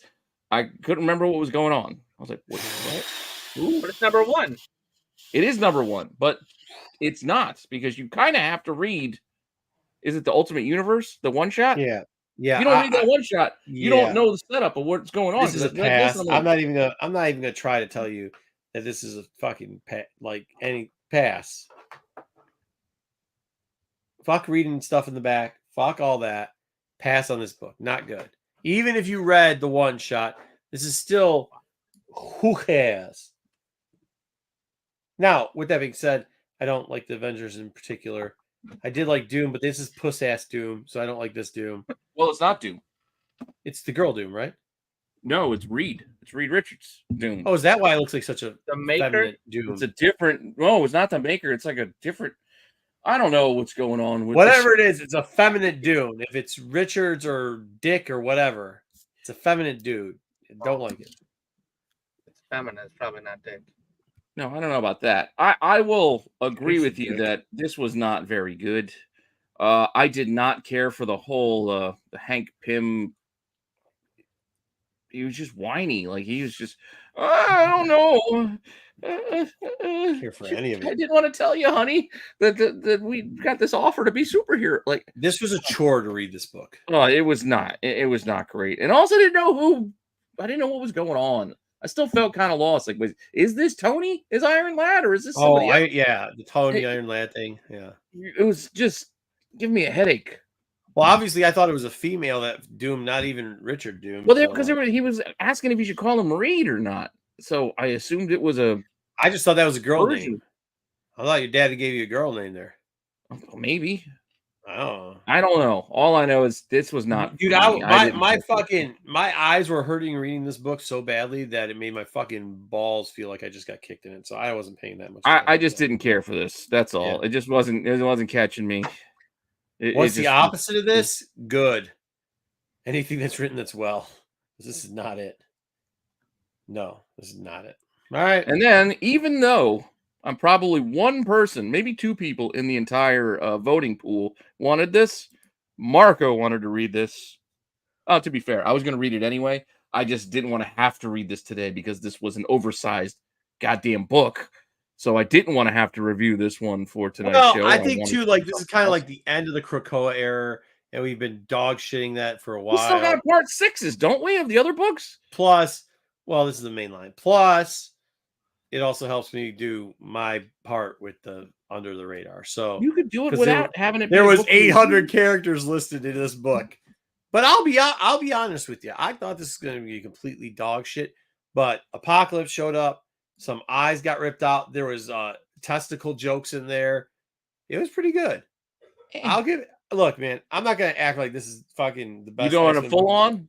No, I'm going because of some of the stuff that was said in there. Well, that's where I was going. I was going. It's not that it was bad. I just, I didn't love this. It was a crooked thumbs up. I thought it was good. I would give it for myself a thumbs up. If you're an X-Men fan, you're gonna give it a thumbs up. But like, I'm thinking for the general population. I felt like it just. Are you though? Yes. Are you though? Yes. I'm just saying. If you were an X-Men fan, you'd probably give this a thumbs up. But for the rest of the general population, no, just because I don't like what you like, Mr. Mojo's #1 fan. Like Mojo's not my favorite X-Men character of all time. So as I was saying, you like him. Everybody, but there was a lot of cool things that happened in this book. I don't want to spoil it. But there was a lot of just same redundant things that have happened. Oh, let's have another Charles and Magneto sit down talk. Let's spend a few pages with them talking it over. And what came out of that? I will say that I read this right after the Ultimate, so maybe it tasted a lot better because of that too. Either way.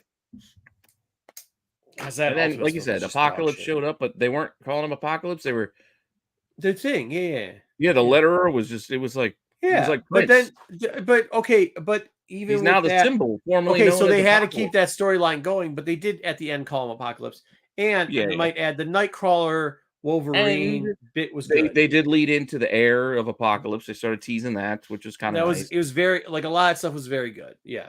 I mean, I thought that. That's what I'm saying. I still give it a crooked one, but it was just how they handled long. Yeah, I'll give you this. The beginning of the book probably was a little rougher to get through, but the end of the book sped up and plus there's well, that's all I'm saying. They jokes in there. It's kind of because it's 700. They wanted to charge people $10. Yeah, they put filler in there. That's all I'm saying. There was filler, obvious filler thrown in here that we didn't need. We could have streamlined part. You're right. It's Take It. See, he's like the two. Yeah, but it's still a Take It. Metro! It's still a Take It. It's still X-Men. It's still Anniversary 700. Please just stick with the regular numbering. But we're not. We're getting a new #1. Till they do Legacy Part 2.0 numbering. Yeah. All right. Next up. Up next was another one people were asking for because they didn't want Ultimates. Like people were saying, everybody's going to review Ultimates. We don't want that. Some people wanted this, so I put this in as a backup because the other indie book I wanted to do, I didn't get it. Okay. My pops got it, but he didn't stop by, so I didn't want to double buy. But the book we are doing is Blood Hunt Wolverine. So starting another little mini series one shot. You got Wolverine. We get some familiar characters from the last time Wolverine was a vampire in that 2020 series. I'm just saying. So now is this becoming we're going to review all these little spin-offs because we dogged some of them BS or what's going on with this? No, I just put it up there. This was was voted by the people? This was voted #2 by the people. Like it was right there with Ghost Rider 4. Like they were neck and neck for a while at #2. We didn't take Ghost Rider 4. But somebody specifically called out this book and said, "Hey, how about the Wolverine thing?" I was like, "All right." How many votes did you get? One? It was a backup, but we had to use it because I didn't get the. We got 1 vote. X-Men got 1 vote. Oh, so this got 2 votes. Okay. No, this had 16%. Literally, X-Men had 3% with 80 votes. 80 votes. Voted for X. So that's what? It's got to be 2 people. You got to vote for X-Men. You got I'm saying this had 16 or 17% because 60% of you wanted group fucking text. Anyway, put it down. Don't worry about it. Ken, I'm giving Ken's right. Thumbs up, though. Ken's right. I'm actually giving. I'm going crooked. I'm giving it a thumbs up. I'm giving it a thumbs up. You're full. Okay. This is probably on the Blood Hunt. Yeah, on the Blood Hunts sub stories. This is probably this was actually decent. It had some history since before. Actually, that was real and linked it in there, right? That played into it. Yeah. They didn't. It wasn't It wasn't. It's what you expected out of Wolverine. Yeah. It was Wolverine. I mean. So I've always said I'm not the biggest. Hello, Kyle. Hello, Kyle. I've always said I'm not the biggest Wolverine fans, but I mean, this is pretty decent. this wasn't bad. I will say, out of the side shot, most of the stuff hasn't been terrible. I mean, you're right, dude. Ken, you're right. You can tell who it is. Hey, it's the only show on Wednesday night, bro. Who else got a show? And our last book, which I didn't put up. It's not hard when there's no competition. We were going to do this no matter what. What's that? It's Scarlet. Oh, yeah. Did you put this up for vote? This should have. No, I didn't put it up for vote. We were doing this no matter what. We were doing this one no matter what. And I'm in. I didn't think I'll tell you this. I'll tell you this. I didn't think I wanted a Scarlet book, but this I don't want a Scarlet book. I don't want a Scarlet book. I still don't want a Scarlet book. Really? I like this. But there's two characters.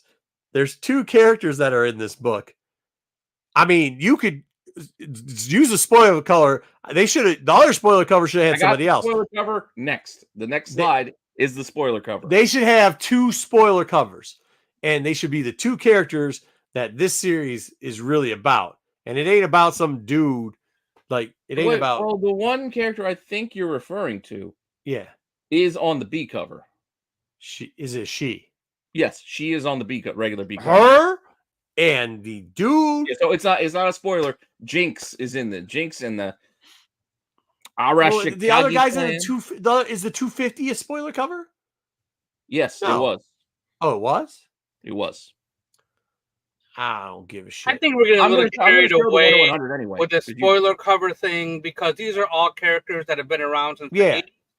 Look, every one of these characters has been around. This is the problem with this book, calling this book a Scarlet book. You wouldn't give a shit if Shadow didn't show up, and you wouldn't give a shit if Jinxie didn't show up. Because that's the two best parts of this book. Well, no. Yes. No. I don't know if that's entirely true. No. Because again, we'll get to it in a second. So wait, what are you giving this before? I'm still giving it a crooked or full on? Yeah, I mean, I'm giving it a thumbs up. I don't like the Scarlet portion of it, but really, I like the Scarlet portion. That's what I'm saying. I like the Scarlet portion. I agree with you. You could have put the Jinx bit added a lot to the story, but I think if they would have cut before we got the last panel spoiler, would have been soft. If they cut before that, I would still be happy with this book. Oh, see, I would save that for issue 2. No, I would have been fine. I don't think so. I think it would have been a crooked and like a really shitting on the Scarlet portion of it. I enjoyed it. But no, okay, well, you can't tell me. You just told me I couldn't tell you, though, so you can't tell me no either. I'm telling you, though. What do you mean? I'm explaining why I liked it. But we already heard. You gave 5 minutes on why you liked it, and the minute I start explaining why I was saying the Scarlet thing, you say no. You got 5 minutes. All right, so here we go. No, I did not. What I'm telling you is you could literally have put any character named anybody. You could just call the character Red, and it would have been the same outcome because with Jinxie and Shadow there, it made the book. That's all I'm saying. But if you would have just called this character Red, it would not have sold 80,000 copies. Well, I think after that, yes, it would have after what happened with Duke and. Well, I mean, who's another female there that we don't know? She was like art. It did feel like True Lies at the beginning of this, and I like that because I actually do like True Lies. I do. But yeah, it did. It did totally. It did feel like that was kind of the setup of this. Is there another female? There's only like 2 or 3 female characters in all G.I. Joes, isn't there? Lady J and Baroness? Lady J, Baroness. Yeah, you could put Lady J. Girl? This could be Lady J. What about Cover Girl? Huh? Could have been Cover Girl. Yeah, it could have been Cover. That's what I'm saying. Like it could have. Lorana? I don't think it would have been so cool if Jinx and Shadow wasn't in there. But what I'm saying, Pete, saying. You asked, so I'm listing all the females. So say 5. Say 5. Oh, you could say 5. You don't have to list them off. But Lady Jane was here instead of Scarlet. It would have been the same story. It's all right because I think I'm out now. I think it's not as cool as Scarlet. Told you 5. Anyways, let's go. Both thumbs. Yeah, it's a good book. Point being, just again, if you don't want to see the spoiler, even though we've already spoiled it and mentioned his name, turn away for 30 seconds. But here's the spoiler cover that I like, the 1/100 foil. This John Boy with Storm Shadow. Yeah, well, that's too much of nonsense going on in there. It's not a spoiler. I mean, you had to guess it was coming. It's right there on the regular. The symbol is right there. If you weren't putting 2 and 2 together and assuming, well, either Snake Eyes is showing up or Storm Shadow showing up, then I don't know what to tell you. You don't know your G.I. Joe. Fair enough. Yeah, I mean, I actually didn't even see that, so I didn't even look at it like that. But yeah, all right. Go ahead. What's up, Dub? So what you guys are talking about, kind of falls back on the original thing that we talked about with Void Rivals. You know, Void Rivals. Everybody was talking about how great it is, how awesome it is. I mean, it's fine. It was but all it's right. not the first appearance of any of these guys. Like they've already been around. So it's great that it's like the start of a new universe and all that. And that's fine. I have no problem. Yeah, it should be spoilers. I get that. But they're not. None of them are spoilers. No, but but here, I guess it is because of how the story played out here. Like this was a reveal at the end of the story that you had to read the story. You have to read the story to understand, and that's what I'm not going to spoil. This was a reveal at the end of the story, so it does play very takes well. Away if you know it's going to happen, because then you're waiting for it to happen, and then fair if you know they're in there. So then again, if you bought the 1-100, you fucking spoil it for yourself, anyways. All right. Nobody's saying that's not true. I'm totally agree. Nobody's saying that as a character, but that's what I'm saying. The Scarlet of this was just plain Jane. It could have been Lady Jane. It could have been G.I. Jane. It could have been, well, it could be G.I. Jane because if you make G.I. Jane jokes, Will Smith tries to smack you in the face. But it could have been, I don't know, any other Jane. But I don't think that's true because you only have 5 to choose from. And Lady J would not have been the same in this book if you called this book Lady J. I don't know what you're talking. I'm not getting your where you're coming from on this. You may be saying that the story might be generic, but like if you talk about the characters, like Lady J. No, I'm saying that Scarlet was. I'm saying that Scarlet in this was generic. Scarlet, the character Scarlet in here, all the story was generic. The only parts that were different were Jinxie and. I don't know. I'm not seeing it the same way. Yeah, that's fair. I mean, the storyline itself is set up is almost like could be any episode of a Mission Impossible show. Yeah, or that's what I'm saying. Like Ken said, it's like the beginning of True Lies. But that's the storyline. But the character of Scarlet, with what they built up between this relationship between her and Jinx, and I thought they did flesh out the character. Her not following orders and her, interplay with her boss, and then basically saying, "Well, I'm out." And then the spoiler on the 1 in 50, that dude just showing up at her house, and like their conversations. Like, speaking of spoilers, we forgot to do it where Wolverine was there. There was a spoiler of a character that showed up in that one too. Which is kind of funny at the end. Anyways, yeah, I mean, okay. Thought it was a good book. But it was good. I was a big fan. Hey, they did the Destro. They did the Destro preview at the end of the book again, which I mean, I'm hyped now. I mean, like, I'm just so hyped for Destro, man. I got you. I'm just saying, Scarlet was the best thing I read today. That's all. To me, that was the best I read today. How long till Destro 1 comes out? 19th. 2 weeks. Okay, a couple weeks. Yeah, a couple weeks. Cool. Yeah, not next week, but the week after. What we got? Every 2 weeks, you're getting a Joe book. Yeah. Streaming. Joe. Well, you guys know what happened last night. I mean, you boys went on live and gave some early reactions.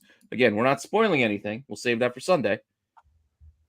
But I'll give you my initial feedback. Yeah. On this one. Yeah. I know the Jedi was making fun of you guys for how much of the love fest you were giving this show, but I tell you, I enjoyed this. I mean, like it still felt like TV because even though they had like the scope and like some of the big special effects and the ships flying in, like it still had a little bit of that. Well, it wasn't quite there for movie, but I don't know, dude. It was close. It looked too expensive for TV. It looked too expensive for TV. It really did. It did. That's what I'm saying. It was definitely way better than any TV, but it wasn't up to what they would. Can I ask you a question? What did you like? Did you like the pacing of it?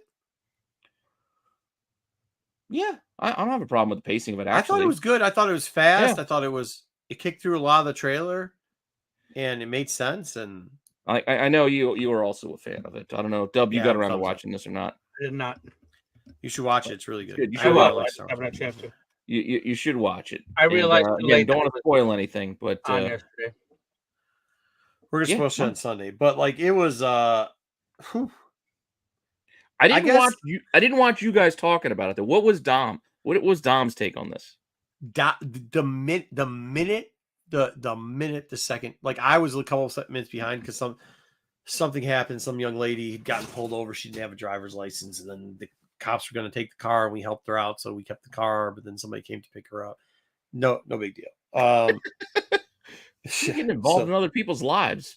Well, because I don't know. I was poor at one time, and like if somebody had the ability to help me out, I know how much it costs to get a car out of impound, and plus you're not gonna have it for a day. Like, I'm not trying to have that happen. So to anybody, like I don't know the young lady or anything, but like I'm not trying to see that happen to anybody. Anyways, so I was about 7 minutes behind. All of a sudden, my phone blows up, and I have to go. Don't say anything. And all he said was, "I was wrong." Absolutely bleeping amazing. And then the text bubble started coming. I was like, save it for the show. Stop. We're supposed to be doing a first thing. Don't say anything else. I'll set up the stream in a couple minutes. And it was cool. Well, I was just wondering because it gave the one thing he's been begging for is the one thing this show gave, which was all of it. Yeah. Well, again, this is not spoiling anything. Yeah. Aliens. Like Dom's always, I want more aliens. Oh, yeah. I want more. Like they gave us aliens, and they were like, new aliens. It wasn't just, hey, look, there's a Greedo. Hey, there's an Admiral Akbar. Hey, there's a, there's a Twilight. As Dom, they gave us aliens. And although he disagrees with the statement, Dom regurgitates a lot of garbage that he hears, like talking points that he hears, buzzwords. Well, you guys went early enough; he couldn't get too much of the other. That was the other thing. That's what I said. Yeah. I said, wait till we see what happens on Friday, because it was his unfiltered opinion. He was like the storyteller. I think I have it here. Okay.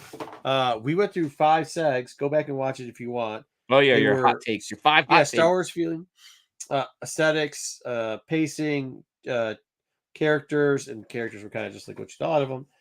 And then the overall storytelling. And Dom went 5.0, 4. We're going to make you wait, Cosmic, for the full review, though. 4, 5. You can go back and watch last night's hot take, though. I mean, so when you look at it, he pretty much gave the whole thing almost it was a 4.75 overall for everything. So like out of 5. Nice. So like, how do you? And the only reason why one of those grades were low was because he expected the next episode not to be good. That's what he said.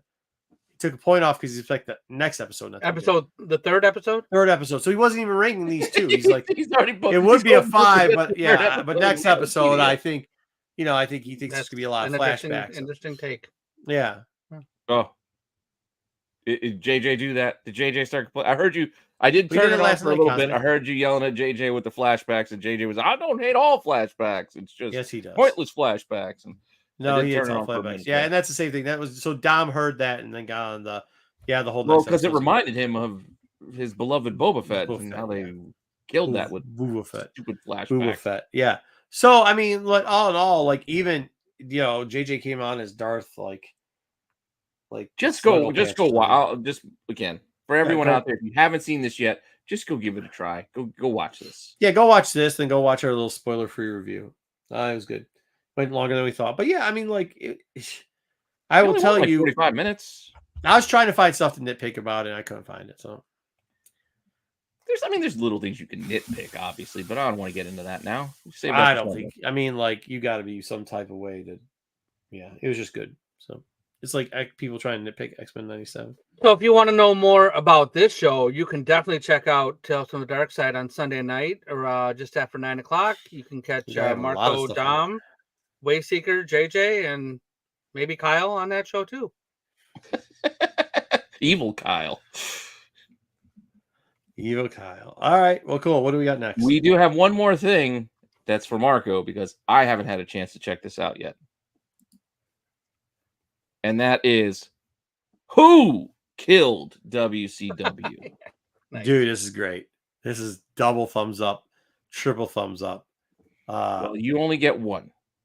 I thought, dude, they brought in The Rock's the one doing it. He's producing it. Yeah. Okay. It's got all the guys in it. It's got Nash in it. It's got, it doesn't have Hope. I don't think it's got. And isn't that his ex-wife? That is his ex-wife. Yeah, it's his ex-wife. It's got. He does a lot of work with his ex-wife stuff.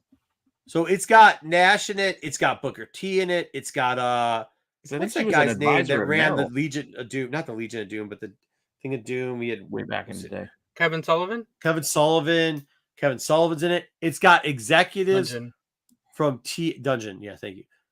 It's got executives from TNT and Turner Broadcasting there, and they are all talking shit about each other. And then at the end, they have the shit man Hart saying stuff, and you're like, Oh yeah, this is what that guy. He's got some type of nerve, right? Because like he's not the greatest wrestler of all time. He's not the greatest anything of all time. No, right everyday photos. Unbelievable Rock wasn't on WCW, but that's not the point. No, he wasn't, and that's what they were saying. They were like, we thought we'd have a problem with it, but because they did such an honest take on it. I mean, Eric Bischoff gets a lot in there, and they don't pull any punches. Bischoff's gonna get in there. Yeah, but they don't pull any punches. So, like in this first episode, like there's people really talking shit about like you have TNT executives talking shit about Bischoff. You have Bischoff doing what the Bischoff does, and he's like, oh well, this or that, and actually he defends Hogan a lot. You can tell some people don't like Hogan that much. Was it just the one that's come out so far? Yeah, it's only one. It's a 4-part series. Okay, so I might check that out. Well, right at the end, they have the Hitman part 2, and you just see like how bitter. And that's what the Flair comment was. Any chance he gets, so terrible and bitter of a human being. And here's the thing. Here's the thing about him too. Like, let's be honest. If you're gonna and you boys watch enough wrestling, you'll know this. And Dub, you're old enough. Top 5 intercontinental wrestler. Because he was an intercontinental wrestler for the majority of his career, right? Like not when he was with his dad, he was giving him the push, right? But when he was with WCW and WWF. The majority of his career, he was an intercontinental wrestler. Would you have him in the top 5? Wait. When you're saying you're saying what do you mean? Intercontinental? You're saying he's mid-card level. Yeah, well, I mean, I don't know if they're mid-cards because you got a lot of guys there. Mach you wouldn't think of a heavyweight. They were all. That was the stepping stone. You went mid-card, and then you take the next step. Or you didn't take the next step. And but Owen was a better intercontinental than him. I don't have Owen in my top 5, but like, I don't think he's top 10. Like when you think, I mean, right off the top of my head, I go Mach, Steamboat, Snake. Goldberg is the world's greatest wrestler. Yeah, and he has a problem with that, but they actually exposed that. You see Goldberg say, hey man, you sure? Because watch out for this kick. And Brett says send it. And then Brett gets hit by that, and then Brett complains because he's got concussion. So like, whose fault is that? Because the dude said, I'm not ready. I shouldn't do this. And Brett called the match and told him to do that. So, like, Goldberg, I don't even think Goldberg thinks he's a good wrestler. Like, I don't think Goldberg thinks he was a good wrestler. He does. He was a gimmick. He knows what he is. He was a gimmick. But, like, for Bret Hart to be shitting on him because he got a concussion, and then he's like, oh, yeah, and then he jackhammered me too hard. Well, fuck you and your dad stretching people too hard, too. So, like, Bret, he could take that shit back to Calgary and get banged like the rest of the chicks. Because the problem is, like you said, he called it, and shit happens. Like, shit happens. Goldberg told him he didn't want to do it. That's the worst part. He goes, dude, you're going to get hurt if I do this. He told him to do it. I'm going to need to watch it. And AOA, I get that. Yeah, the whole, I know Goldberg he almost killed the Undertaker. I get it. Yeah. Like, but at the Undertaker killed Coco Beware, so I don't want to hear that out of the Undertaker either. Like, everybody says stuff. Everybody's got a beef with the rewriting of wrestling and some of this stuff and some of the mouthpieces they give, and it's all that damn Meltzer's fault. Like Meltzer, loved Brett, he loved the Undertaker. So whenever they did something bad, you never got to hear about it. Like AOA or AEW. I mean, he's saying how great AEW is. It's tanking. It's doing shit. No. He doesn't like AEW anymore. Yes, he does. He just did a positive stars. Yeah. He just did. He loves it. He just gave it 5 stars. Said it's the most watched wrestling program. So, I think we need to take this with a grain of salt. Like when you start looking, I remember there was a stretch he was off of AEW. Like, oh, ain't now WWE from 2019. It's been a while because all I ever hear him say stuff like that. Yeah, listen, I'm not disagreeing that Goldberg.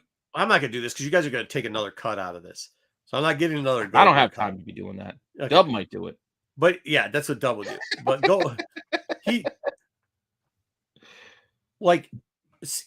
I guess the best way to do it is ever look at the interview with Steven Regal and the Steven Regal Goldberg match, which is probably what you could have just put Mago McMichaels in there. Like it was that bad. Like a Mago match is just like a mess, right? Who are you talking about? There's a Goldberg Regal. William Regal? Don't you dare. Yes. There's a Goldberg William Regal. Who the fuck is Steven Regal? Well, did he go by Steve Regal? He was Steven Regal for a while. Was he Steve Regal? Okay. Yeah. He was. I know him as he was William Lord Regal at one time too.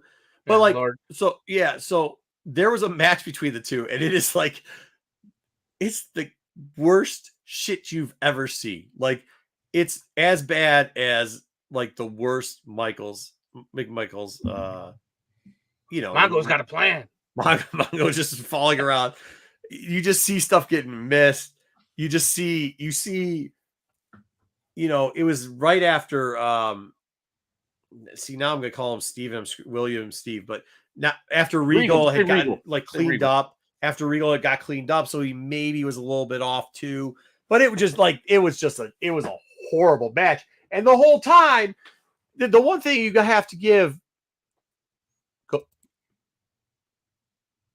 Goldberg is that he's always said he can't, he's not a wrestler. Like, he knew he was a gimmick. He was a good gimmick, but he was a gimmick, right? And that's the one thing you always have to give him, is that he's a gimmick. So he had told Regal, I don't know, I don't even know the sets you're telling me to do, right? Because Regal's putting him around, sets that you don't call. Can we get a Ryback is the greatest wrestler of all time? We're not going to do that because Ryback actually thought he was a good wrestler. Goldberg had no delusion that he wasn't a good wrestler.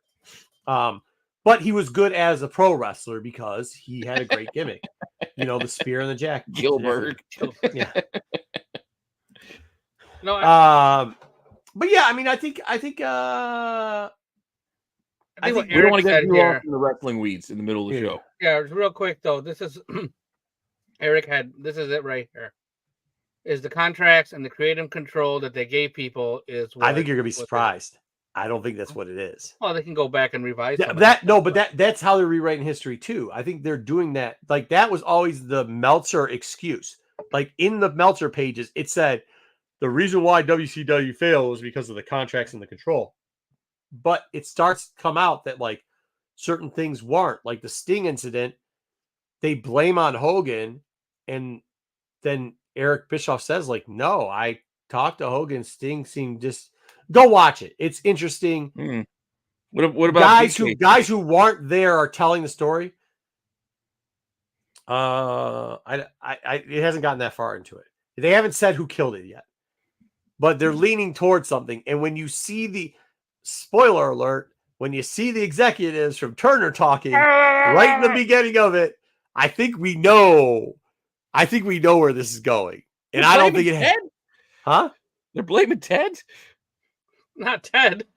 No, I'm not blaming. No, I'm not blaming Ted at all. No. I'm not talking about Ted. No, go watch it because it's not Ted either. Like I said, I'm no. If you see the preview for this, Ted, they say so there is a trailer and preview, and Ted's I know y'all hate my rinky-dinky wrestling, and that's why I'm going to have it, because they need to go out and take 10 executives and shoot them every day. So Ted was really down with wrestling. It was not Ted that was the problem with it. But there's some other things going on there. So is this a weekly show? Every Tuesday. 4 weeks? Yeah, just till it's done. I think, yeah. Yeah. All right, so I can work that in. I was trying to figure out what else to watch. I was like, is there any other new shows that we could put in? And I'm like, yeah, that's the only one. I was watching on Vice. I mean, House of Dragons will be coming back soon. Yeah, for sure. If we want to do I like it. Cut the number of episodes for that. HBO's or Max is all right. We're already an hour 40 in, and I made an extra long Under the Radar. So as you guys know, last week I started doing Under the Radar, shortening a little bit because you guys are choosing shit ass books, but whatever. So, you want to run the thing for doing Under the Radar? Give me a second so I can explain it first. Okay, but I also added the lesser known keys. You guys like that section. I shortened that section, but then Matthew asked for certain things, so I extend it. So it's going to be less books, but there's going to be it's quiz. So take out your pen and paper. Take out your pen and paper. Grab your owl cards. Grab I don't know. Grab something in your hand so you can do this shit with it. Education. Grab this so you can do this shit. This shit. I'm still confused by what that is, but that's what people. Don't you ever go to a comic book store? I do go to the comic book store. You don't, yeah. Like this, they'll take a book off the shelf and they'll just go. Yeah. The guys are gonna be like, they can't breathe out their nose. So check that spine here, and then they're looking and put it on the table. Does it lay flat? Is it? And then they go and manhandle 6 other books and do the same thing with all 6. Flip it over. Look at the other side. Yeah. and then they start flapping it, waving it. They start flapping it with that cheap paper. Yeah. Then they lick it. They lick it a couple times. Smell a couple times. Check it. And then they smell their armpits, and then they smell the book, and then they smell it. And then they rub it on their gums and say, it's good. This is good stuff. Ooh, yeah. Anyway, here, spoiler cover from last week. Yeah, Ted Turner is amazing, dude. BK and me agree on this. All right, let me run your thing so you can do your segment. Yes, for sure. Uncle Ted.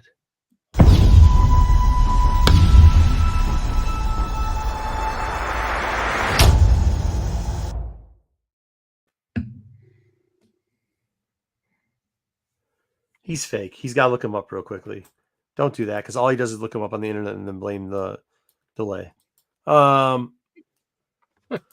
if I'm lying, under the radar. Here we go. The G.I. Joe toys. Jesus. I know. Mother Righteous. This one's sister clothes. But this is why I'm doing it, because at one point, especially the second print. Now, I was just kind of doing all the covers with her because there's other covers to this too. But like the second print and whatever they call the design variant were actually like $15 books. But they're back down to about $2. So now might be the time to start looking for these books. You're right. At one time, Mother Righteous was. So like that wasn't the time to look at it. This is Legion of X1, her first appearance. Here are 3 covers: the A cover, the second print cover, and the and I would say the second print cover, and probably the design variant's probably the one you want to go for. But whatever, there you go, $2, maybe $1. Another one you might be interested in this, the 1 in 25, which even till recently was selling for upwards of like a round ratio, at least $20, has now started to fall down to the $5 rate. So is that Legion wearing a Lego hat? What's going on back there? No, that's Legion. No, that's Legion. Yes, but that's Legion not wearing a Lego hat because he was doing that. Remember, he was in the opposite world or whatever, and he was wearing the like. It looks like a Lego hat. Looks like he's like, I'm making Galactus, putting it on my head. So the character's name is Mother Righteous. Yeah, well, technically it's something. It is Sinister's wife. Yeah, it's Sinister's wife. So it's something Essex now. Yeah, I can't remember her first. Yeah. Samantha Essex, something like that. Something like that. Yeah. But it's a dome dryer. It does look like a dome dryer. So those are some that you might want to look at. There's also the 1 in 10 design, the 1 in 10 variant. Those are shitty. I hated those. That thing sucks. Those things suck almost as much as the stupid the black logo variants are doing these days. But you can't. I mean, nobody's got it listed under like $5, and nobody's buying it for $5. And then you got the 1 in 50 that everybody's got it like $30 and $25, and nobody's paying that for the 1 in 50. So I mean, those have got to come down. But they didn't have her on the front cover, so who cares? Next up, we get the double character that isn't the same character but came out around the same time and has the same name, Zorn and Zorn. Because because they changed their mind. Like yeah. So Zorn meditating on the left. Let's change it. Yeah. So Zorn meditating on the left on the Morrison run, and then Zorn on the X-Men run on the right. And then they have finally changed his name to Zorn with a Z. But they actually say that the Zorn on the right is based off the Zorn on the left. It's really confusing. But the Zorn on the right is the current Zorn, and he looks now, they draw him like the Zorn on the left. Like completely like the Zorn on the left. His first appearance, the Zorn on the right, the current Zorn, is X-Men Volume 2, 157. That Iceman sweet cover here. Yeah. That's a reason to buy the Iceman cover, but it looks like they finally got the Zorn that they want. Okay. The other Zorn is actually, surprisingly, always gets a misinterpreted. People think it's in X-Men 1 of the Morrison one. It's sideways. No, well, that's why. Yeah. Oh, sorry. Well, that's because it opens up. So, like, it's a gatefold. So, I was showing you. I probably should turn around. You're right. But the gatefold, annual. Isn't this the annual that was sideways? It opens up that way, doesn't it? I thought this was like, it was legit. Like, you had to read the comic. Like, maybe I don't remember, but this thing still sells for $6 raw. Or did it open up and down? I think it opens up and down. I thought. I don't know, but here you go. Well, the logo is the right way. Yeah, so I think it opens up. Wait, yeah, I think it opens up and down. Now you got me confused, but I think it does. I I think it opens up with the logo. I think I could get. Yeah, I'm not digging it out of a box. Either way, right there. Believe it or not, this annual from 2001, it sells for $6. So there you go. So if you find it for cheaper, go get it. And I just wanted to show you where both sides were because, maybe they didn't put it in the right way and Wolverine isn't showing, but whatever. Okay, next up is Chamber. We know he blows fire out of his mouth. Here we go. Generation X. Anytime I can talk about foil books. Now, do know that there's a white cover of this and a foil cover of this. Generation X #1. Raws for $1, non-foil. That's the white background. $6, believe it or not, for the foil version of these in decent shape, which is surprising because I think people will just look up Generation X and see that it's $1 and just throw it in there instead of getting a $6 book. So make sure you dig those out. 9/8 of the regular white cover version are selling for $54, where the average foil in a 9/8 is selling for $62. The pricing on this makes no sense whatsoever, but so those are the averages for those two. All right. With that being said, there's also another Generation X remastered #1 that you might want to look like. This is a 1-in-100 from the 2017 series. It is now selling for well below ratio. So if you go through one of these boxes, but still not too cheap, if you go through it, people might look it up and think it's a $1 book. It is not. It's more like a $30 book. But I just wanted to share this one with you because I was just talking to somebody on the phone at the time, and they were talking about how we'd found all these 1-in-100s. And I was like, oh, that's funny. I think there's a Generation X that is like a 1-in-100 that sells for, $20-30, but it's $1. Turned out to be this one. And I had Generation X because I was doing this. So there you go. If you find that book, just pick it up for $1 because it's worth it. Sorry, I went digging. I couldn't find it. It's okay. I got the annual somewhere else. The annual with the regular new X-Men. Yeah, so go ahead. I'm confused about the Generation X. There was a non-foil version of this? There's a white version. Like the background's white in it. It's not foil. Yeah. I don't remember that at all. Well, that's #1, huh? G.I. Joe. There you go. All right, Generation X there. That's the other way. Was the non-foil version, was that like a toy thing? Exactly the same. Or was it an actual like... No, I think it was a 1/1. I think it was a newsstand type thing. I can't remember what it was. I just know that newsstand is chromium. Just like newsstand was chromium, so it might have been just like a toy reprint or something. Whatever it is, there's a white version of it. There's a foil version of it. Volta is a character that shows up. This is the reason why I'm doing her. She's a mutant, but she's one of the 7 for Doom 7. The 7 Assassins or whatever he's calling. I can't remember what he calls it, but it's like the 7 Assassins. But he's their favorite one.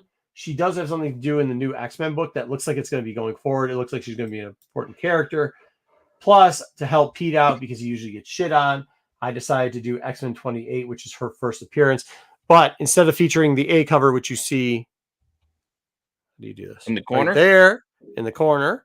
Or the B, there's a Frost cover. You went with the Cyclops. I did the 1-in-50 Miguel Cyclops Virgin variant because they did. This is one where they did the regular trade dress and then a Virgin. Raws are either $40 or they're $10. That's what they've been selling for. Wait, the 1-in-50s, 10 or 40? Yes. So there's like 3 sales, and when I'm saying 40, there's like 3 sales that are like, and they're all within the same like 2 weeks. And they all look at the same shape. There's all of a sudden you'll see like a $37.60 sale, and then you'll see a $9.99 sale, and then a $38 sale, and then a $39 sale, and then a $10 sale, and then a $40 sale, auctions and then be crazy, $8.99 sale. Huh? It's auctions be crazy. You don't auction books. People like be that. stupid. So there you go. Just to check that out. Hopefully you buy it for $10 and not $40. But either way, this is an interesting character, dude. It looks like this is going to be, how they're trying to give everybody like a sidekick, a Robin. This looks like it's going to be Doom's Robin. So. I'm just saying, if you have that 1-in-50 and you wanted to sell it, I'm saying you list that shit for $40, but be happy to accept 30 and you'll be fine. Yeah. Just put it up there with best offers. See, look at how long it took them to do that. That's all you got to do. All right. So we cut that short because I know you guys like that portion of it. Business. You cut that short. Okay, I cut that short. But here we go. So this time, our Not So Keys is Braden and Bold, but we are going to stop before 25. I was going to give you a whole slew of these books. Why do I have what? The book I was looking for? I have it because I'm an X-Men collector. So if it's an X-Men book, there's a good chance I have it. As shitty as it might be, I have it because. Okay, so how about we talk about not shitty books now? So The Brave and the Bold #1, for those people that don't know The Brave and the Bold, I mean, there's a long history of characters that came through The Brave and the Bold, including the first Suicide Squad. You got some Titan stuff in there. You get a lot like Aqualad. You get like a lot of good things coming out of The Brave and the Bold. Well, I was going to say, you had Teen Titans, right? And, yeah, Teen Titans, yeah. Mm-hmm. Justice League. Mm-hmm.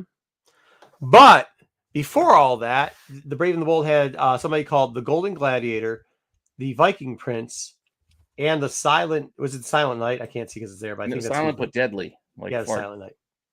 So this is their first appearance as #1 in an expensive book. But there's a reason why I'm showing you this, because Matthew, hopefully he's in the chat, asked us to do more of this. So we're going to do more of this. We are going to show you what books like and maybe why they got some of the grades. So here's a raw copy that sold recently. This is the inside. We're going to do a little looking here. We pulled out the owl card here to see what it is. So this book, you see that there's a little bit of whiteness there, and you see that there's a lot of off-white. Hold on. Can you please, really quick, like just a couple seconds, explain what is the owl card real quick? That's kind of confusing to some of us. Okay, so when you read a CGC, label, there's a top portion here, right here, and it'll say, let's do it on this book. I don't know. I can't see what this book says. But how the hell are we going to see? Just pull this down now. Fucking Dub needs a tutorial. I'm sorry. You're good. It was a good call. All right. So on this right here, that's an anti-drug story. I got modern books. So. Right here. Here it is. Right here. It says right under the grade. Under the grade. Cream. Yeah. To off-white pages. Cream to off-white pages. Got it. Which is what this book is kind of right here. I mean, really, realistically, that's where it is. Cream is between white and off-white. So that's kind of the middle part of the book right here. Off-white to me. Huh? No, the middle part. Actually, if you look at the middle part and you look at the right side, because it's the same part. Yeah, okay. If you go in the middle of the book, that's just how the picture is. That's just how the picture is. So I was just looking for the dead white spots, and I'm like, that shit's off-white. No, if you look, I mean, part of it is the shadowing of the page, because if you start looking on the right side, you can see where it's almost that yellowish color of the off-white. You know, where it's not quite tan, where you kind of almost see the tanning there, but that's just a shadow. I was more focusing on the rusty staples that are hidden by the owl card right now. There's not rusty staples in here. No, I thought we'll get into that. Hold on, we'll get to that too, because he asked, so I did the whole thing. So the owl card is the general card. That's not exactly what they use over at CGC, obviously, because they use cream, which is the color in between the two. So instead of saying a lot of times, like if it's in between white and off-white, they'll call it cream. This book is what you consider off-white, cream to off-white, white, whatever you want to call it. It's that off-white is the main category on that. So obviously you're going to take a step down in pointage too when you're grading the book. So sometimes when people say, man, my book looks like an 8.0 in Silver Age, but you come back with 10 pages, you're not going to get an 8.0. So it's good to know. But if you get white to off-white or cream to off-white or cream to white pages, you could get the 6.0s and higher. Like with off-white, that doesn't mean you're going to get below a 6. Off-white, you can still get all the way up. I think it's a 8, to be honest with you. It's kind of weird, depending on what you're comboing your off-white with. Does that make sense to the people? I think so. It clears it up a little bit. Yeah, the Overstreet whiteness level of the pages. Yeah. This is what Overstreet uses as a guide. And that's kind of the standard. Overstreet's got a lot of standards for it. And by the way, Overstreet has a whole grading section, too, that you can use. But I will tell you that I know, and who was the guy who made the comment? And he said he agrees or disagrees that it's subjective. And this is why I say it's subjective, because the standards for Overstreet grading compared to standards for CGC grading are two different standards. And the standards for CGC compared to CBCS is different. And obviously, PGX has got no fucking standards. So no fucking standards. But yeah, I mean, so it is a little bit subjective. Which are all different from some random guy on eBay selling new books. Yes, but this is an easy way to look at it. If you see anything that looks this color of off-white, as long as it doesn't start getting into like the browners of the colors, you should be okay. It's if it not looks like an old pirate map, then you're worried. Then you're like, oh shit, now I'm all right. So this is like off-white to cream. You can definitely tell because the same book on the right side. When you look at it, there's a little bit of off-white on the edges and corners. Matthew. Oh. A decent amount. I mean, like you can't have off-white pages and get like an anything over, I think, is 9 the highest? No, I think you have to have cream to get 9. 8 to 9. Well, yeah, I think 9's the highest you can get on cream. Well, I'm just thinking about CGC's grading, not CBCS or not over street, but I think it is 9 is like the highest you can get in that off-white to cream. Like that would make sense. Yeah. Mm-hmm. If it's brown, flush it down. Yeah, if it's brittle, I mean, I know they're saying 0, but yeah, I've seen some shit. I've seen them pass some shit into 2.0 that you're like, this ain't even a fucking book. So, all right. Well, I got some brutal books for you. Here we go, though. So we're going to try to grade this out. So now, that's a good question. So we're going to try to grade this book out, right? And then I'll tell you what it is. So we see there's a little bit of chipping here. That staple doesn't look too rusted. You can see 2 staples on the outside. Looks all right. Back cover's got a, how big is that tear? A 1-inch tear straight across the back. There's staining marks here. I wish they could see my clicker, but they can't. Right where the rifle's butt is going from left to right, the second one down, you see staining there. You see stain marks over up where there's the 3 green things to the left of that on the open up flap. On the right corner, I'll get tighter on this. On the top side, you see page splitting, which is 3/4 of a way down with some fraying. 3/4 of the way down, or 3/4 of an inch. Sorry, okay, 3/4 of an inch. Sorry, my bad. a lot of the marks are in inches. Now, this is just stuff you can see easily through this. You see that there is a removed tape mark. How many inches is that down? 1, 2, about 2.5 to 3 inches down the page above the staple. You see according to their book, you get 9/8. Well, that's an interesting book. I should read that book because I've never read their grading book. You should get the whites off there.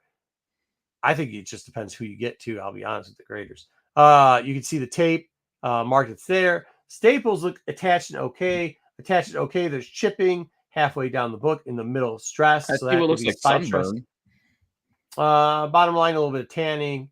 You see sunburn peeling. 1, 2, 3, 4, 5, 6, 7, 8, 9, 10, 11, 12 chips on the top left corner. Front cover. You can count all the spine breaks if you want, but I'm not going to count them. I'm going to just throw a number out there easily as 20, all color breaking there. And then on the top, you see a bunch of 1/10 of an inch color breaking marks going to the corner where you've got a 1/3 inch breaking of color. The book is laying pretty flat. You see a diagonal 1-inch color break. Spine roll. That's so nice.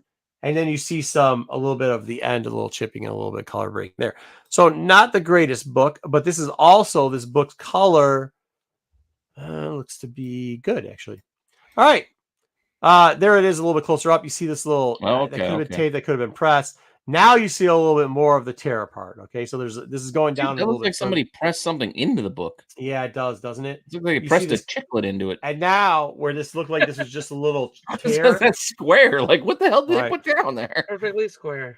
You see that there's a dime size tear in the actual back of the book, circular, that we didn't see before. You see color breaking. I mean, you're talking about that corner, or the corner. That's it. See where it's folded over. That's actually an under tear all the way through there and down to the side. You can also see going across from there that looks like on white, there is what I could only assume is at least 4 to 5 inches of color breaking tear. And under where the press mark is, you see water damage creeping around. Oh yeah, I see the water damage. Mm-hmm. I see the Yep. I see the two. So that book was offered up as a 2.0. And it sold for $430 in 2021 and 21 bids in 2024. Sorry. Okay. And that's because that's not a 2.0. That person undergraded that book. All that stuff that adds up there, because these are like the major defect marks, the coloring of this book, as somebody just said, they said you could get a 9/8 with off-white, which I don't know how they're rating 9/8 with off-white. That doesn't even make any sense. What about the front? Show the front again. Okay, I will. Color's nice. There is a lot of color breaking, but there's no significant tears. There's the color. What would you call this one then? I would call this a 3.35. 3.5.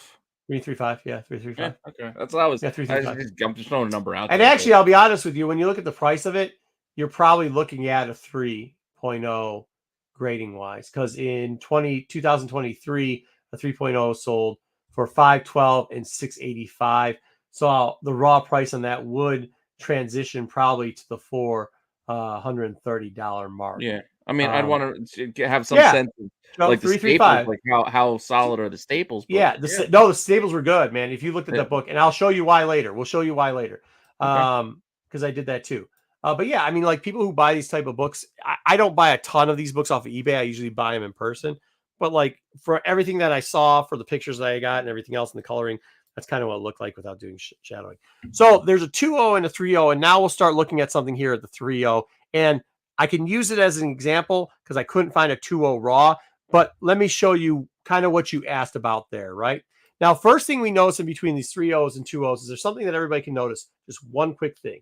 And I know that there's light off the other one, but is there something that you can tell between the 2.0 and 3.0 and maybe even the raw that we saw? Well, I'm seeing that looks like a roll. Like it looks like I'm seeing the staples on the front of that book on the 2.0. 100%. That's always, that's something you always have to look at. And a lot of times when they're rolls, that means one staple is ripping through or popped off. Yeah, because I'm looking at that bottom staple. It looks like it's probably not attached very well. It's probably hanging on by a thread. On the 2.0. Nice, dude. Good for you. Yes, the green. Thank you. The green, and even better yet, the yellow. The book on the left has sun damage. That's not a picture. Yeah. That's not because of shadows. That's sun damage. When you see the darkening shading of the green, when you see the lightness in the back, that's not a color situation with the camera.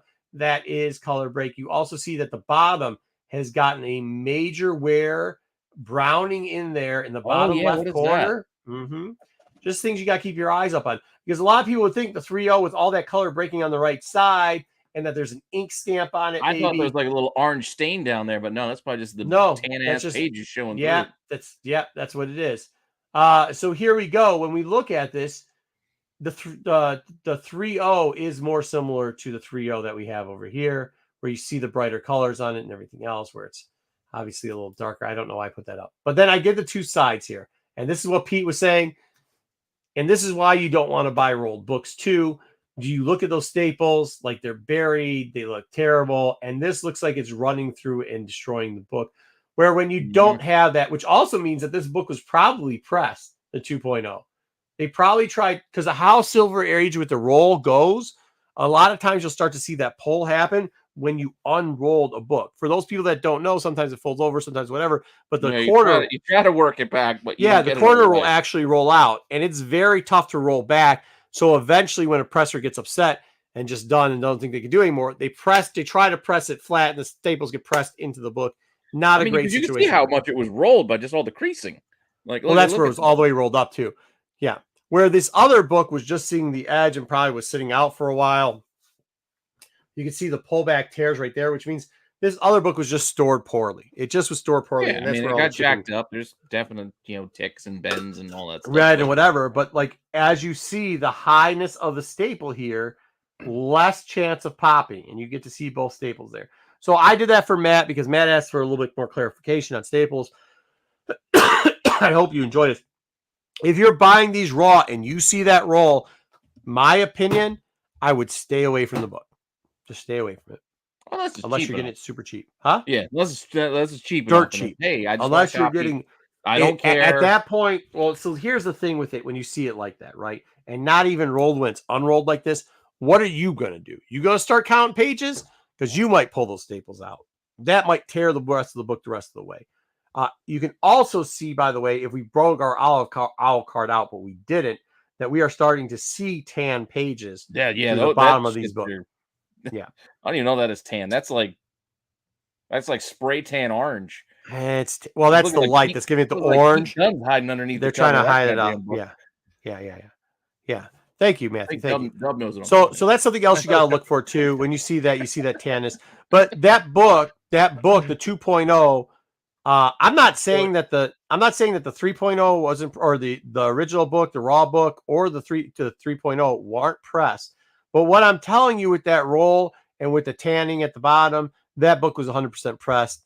I typically would stay away from it. All right. So at this point, you're not going to be able to fix that. I don't know what the shit I did these two books for. Whatever. Let's see what I did these two. Was that an old school? label was that OC? wasn't old school. Oh, this is why I was doing it for. So when you look at the 3.0s and the difference in prices, one of the reasons why there was such a difference in the price when we go back to the 3.0s over here of the 512 and 685, this does make a difference because let's go over and look at those two books real quickly, even though they're both sold in 2023. By the way, 7.0, $2,185. You don't even want to know what the next grade up was. Ridiculous. So definitely worth a buy for some of these books. But let's go look at those two books here real quickly. All right. I didn't blow them up as much, but if you look at the 3.0 and you look at these are both 3s. These are both 3s. They both look pretty darn good. I mean, there is some fading in the right side. There's ink on the left side. The color breaking is a little different, but the book on the right's flatter than the book on the left. The only difference flatter, but left is brighter with colors. But the left looks trimmed. Look at the right edge. That's just because that's how I that's because of how I didn't pull the picture up. I didn't. If you look, the actual I'm hoping, but otherwise, that's like you got a mini comic. But the right looks pressed too, which the left doesn't look pressed. You think the right looks pressed? The old label? Yeah, it's pressed. It's 100% pressed. My book's pressed. So there you go. A lot of people pressing back then. Here we go at looking at this now too. As old you can see, press. They just put it between a few Encyclopedia Britannicas. Yeah, right. But as you can see, also the 3.0 on the left, the front, even though it does have the June date, has a better presentability on the front cover. There's a big wet stain around the bold and the Brave the Bold. On the right one with the old thing, there is, and that's where I think so. On the right cover. There is. Yeah, you can't. It's a U. It's almost a U from the top of the B down through the O to the L and then back up to the D. Now. Yep. And then you actually see it kind of in the other B portion. And how you see some of that erase, that's why I think it was a steam press, because how some steam would work. You also see the color breaks are a little bit larger on the right side than they are on the left side, even though these are both 3.0s. Pretty good books. Definitely have different things, but I don't know what's going on with this. This is actually the preview of the first one again. I was going to say, that's not that. Yeah, same thing. Okay, the next couple books. So when you get to 2, 3, and 4, these are not books that should be avoided. If you get 5.0s, if you can find these and they look like they're a 5.0 or under, and we're talking about if we can get them in an off-white color on the inside, you've seen some of the damage already. As long as there's not more than an inch, as long as there's not multiple 4 to 5 over 2-inch color breaking lines across the front and back, that type of stuff. We get a 5.0, you can easily get these raw for $100. I would suggest you buy it because the cheapest for some of these books in a 2.0 graded, you're looking at almost $200. Well, you said 4 to 5. How long? No, 4 to 5, like over 2 inches. Over 2 inches. That's what a color breaking line. Like you'll see a lot of times. That's the stuff I don't know. I know I can read it, but it just doesn't retain in my head. Yeah, I mean that's my general thumb is. My general thumb is, and I know that somebody brought up the CGC grading guide book, but go get some on site sometimes. Yeah, no, that's still good info. That's why I asked. So I mean, like obviously you're gonna be able to get 1 or 2 color breaking lines that are above a couple inches, right? But like the more you get, the more, and make sure you're checking out the backs, because we did that on the first one, and you saw there was a big 5-inch color breaking line across it. It does make a difference. Well, yes, AOA. A wet stain is a little bit nastier than water damage. Unidentified stains are even worse. Unidentified wet stain. So the water damage, you're clear. So let's get into the first. This also has the first Robin Hood in DC Comics. This is number 5. This is considered a key book, even though not that expensive of a key, still a key. Cut Robin's arrow with twine. 4 5s go for $520, 2022. 4 O's, $132, 2022, and 2.5s, $136. See, this is a book right now. Because in 4 to 4 5, like that's. I know. Well, this is what I'm telling you. The 4. Well, we'll see why. Now, a raw 4.0 in 2023 sold for $313.55. So you can see the price of this book is slowly going up in these lower grades too. Oh, dang, I didn't cut it out. I showed you why the 4.5 or why the 4.0 looked like sold so cheap. the presentability of it looked like it came out of a toilet bowl. So that's just kind of how it goes. All right. The Brave and the Bold. Somebody took it into a porta potty with them. Somebody did. And left it. Talk about unidentified wet stains. Yeah, there's lots of wet stains on it. There's a lot of wet stains on it. The Brave and the Bold, number 8. This is first Silver Age. This is the guy trying to fondle the horse cover. Like, what's he doing down there? Yeah, he's trying to ride her while he rides. He's like, I love that Venom horse. Oh yeah. I love that Venom horse. This is first Silver Age issue of this. That is something in Silver and Gold Age books that people look for and collect. It's easier to sell that way. You could still get the between 5, which is this, and 8. There's 6 and 7. 6 and 7 have like end storylines where people don't show up anymore, stuff like that. But they pretty much sell the same way as 2, 3, and 4 did. So same prices. All right, now we're gonna do a little thing about, because this was another question that kind of came up, like how do you determine if it's a good buy to buy it, because some of the prices don't sell for a very long time. And I'm going to try to explain this the best. That 2010? Yes. Okay. So I took a huge sampling because this book doesn't come up that often and the prices are ridiculously all over the place. But also you can get a feeling of how to negotiate this book in the 6.0 range, even though a book hasn't sold. By the way, the 6.0 sold for $78, but I think it was 2009. That was the last 6.0. Yeah. So like when you're starting to look at these, it can get confusing when you're using Go Collect or what's the other one? What's the one that does graded books again? GPA. GPA. And you're trying to figure out a price to negotiate for buying and selling. It is not, as long as you do it properly in a nice tone, that there is a lot of bargaining power. Oh yeah, no problem. There is a lot of bargaining power in going after some of these books that people are still hunting for and finding out the right grade. Now, I will tell you that I didn't want to put the 79 6.0 up there because it was 2009, and I think it might have confused people too much. But I will tell you that it looks like the whole grades are between 6.0 and 7.5. And 6.0 in Silver Air is very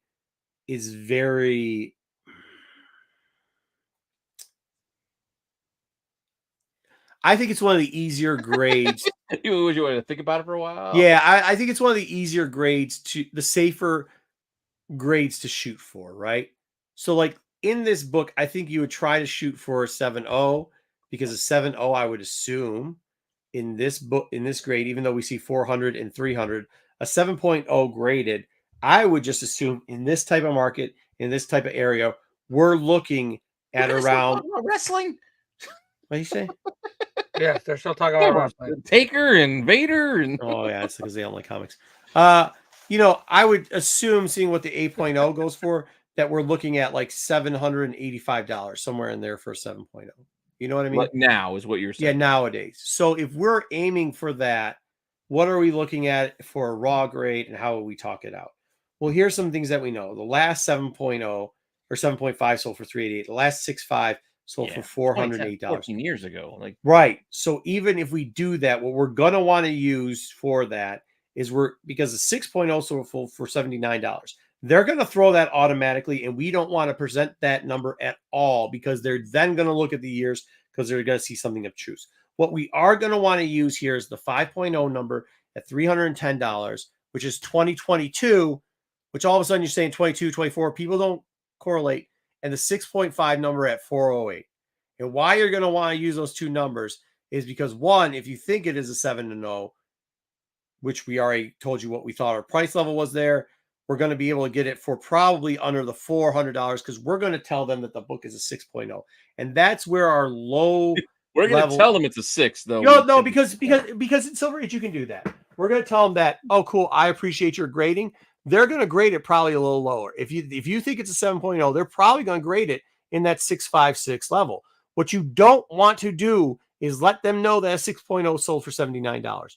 So what you will try to do is blow up screens, do whatever you have to try to get the 6.5 and the 5.0 there and say, okay, cool. So we're about a 6.0. Here we go. 6.5 selling for 408, 5.0, 2022. You don't mention that was 2019 for the 5.0.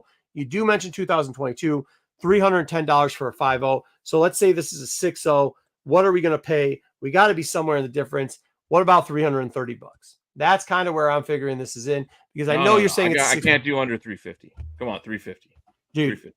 I understand that you're saying 350, and I'm not saying that this isn't a 6.0, but you know how those crazy grading companies are. I'm obviously going to get it created to preserve it, not trying to resell it at all. But what I'm telling you is I'm going to send it in there, and if it comes back a 5.0, are you going to give me the difference in the money? No. But what I'm going to do is you're going to give me the 350, and we're going to throw in those stupid ass Mojo and Long Shot books that you want. For free. First off, nobody's going to buy those books from you anyways. So I'm doing a favor for you. Number two, if we get out at 330, I think 30 cash is what I got on me. If not, I'm going to have to try to find an ATM. We good? All right. You're twisting my arm here. You're stealing from me. I know. I get the whole thing. Right. You're ripping me off. You're stealing from me. I'll do it. But it's a good price. You got a good deal on 6.0. We'll be back. I don't even know. This could have been a 5.5. Who knows what it is? Anyways, I'm not going to be harking over it. We got it for 330. So you get the book for some point in between there. Worst case scenario, by the way, that price for that 40865 is also off, because we know that a 3.0 now is selling for 170. Okay. So doubling that up alone, you're looking already over $400 if you're doubling up the grades, right? You know that a 310 hit at a 5.0.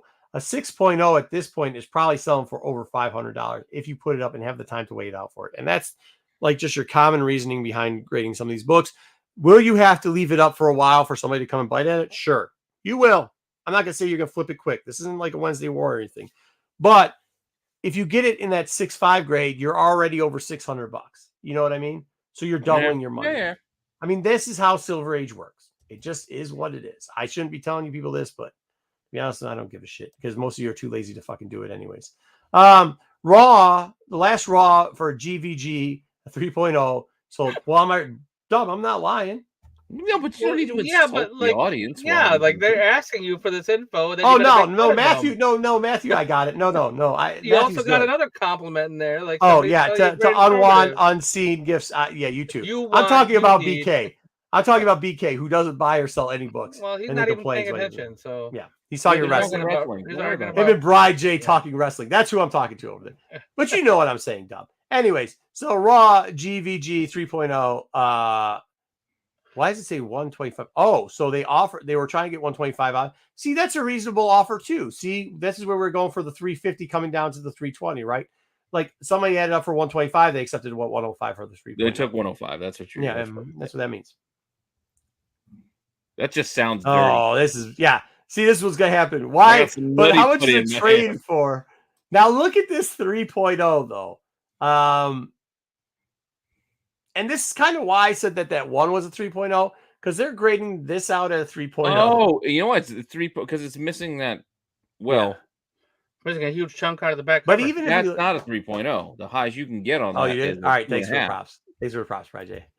See, all the people who take it lightheartedly. The people who didn't take that comment, that's the people I was talking that missing section, 2.5 is the highest you're going to get with that chunk missing. That's not the only reason, but I know. Well, because my 181, my Hulk 181 presents like a 7, but the back has not that big of a piece missing. It's a little smaller. It still tops out at 2.5 because of but somebody ripped the chunk out. They wrote a phone number on it or something. Like it looks like. Here's another couple problems. Here's another couple problems with this book too. If you look, remember I said the 5 color breaking lines. One right across from 2 inches above the eye in this issue above Giant. How many inches is that? 1, 2, 3, 4, 5, 6, 7, 8, 9. 9-inch line across, color breaking. Oh, I'm like, what are you talking about? It's like, it's diagonal. You then, if you look under Red Riding Hood, you have what appears to be somehow a color breaking white stain that goes 3 to 4 inches. And if you look, the center you might not be able to tell, but the centerfold has another 6-inch double. That's 4 double color breaking line there. And then if you look at the bottom, if you look from the bottom left corner where it says Night all the way to Gladiator, you have another color breaking one that runs the whole of the bottom, plus the tear on the back, Plus, on the back, you've got another two count them, because there's a crease. They folded it, so there's a fold crease on the back end. Sorry, I got distracted. I'm sitting here going, I think my wife made popcorn. The only thing that I'll give this book is it's got white pages, so that's your only savior. Yeah. If you got a nut that really likes Silver Age with white pages, what if I got a nutty putty? They might give you a 3, but I have books that are in this condition, probably a little bit less, as Pete said, on the rip area, and they've graded out to 2.0s before. So this is probably a 2.0 realistically, and the $100 all that other shit going on, yeah, but yeah, $100 for a 2.0. Just that's a which way to take you through. We also got a turd inside a muscle shell if you want to buy for $1. Yeah. Here's a 3.0.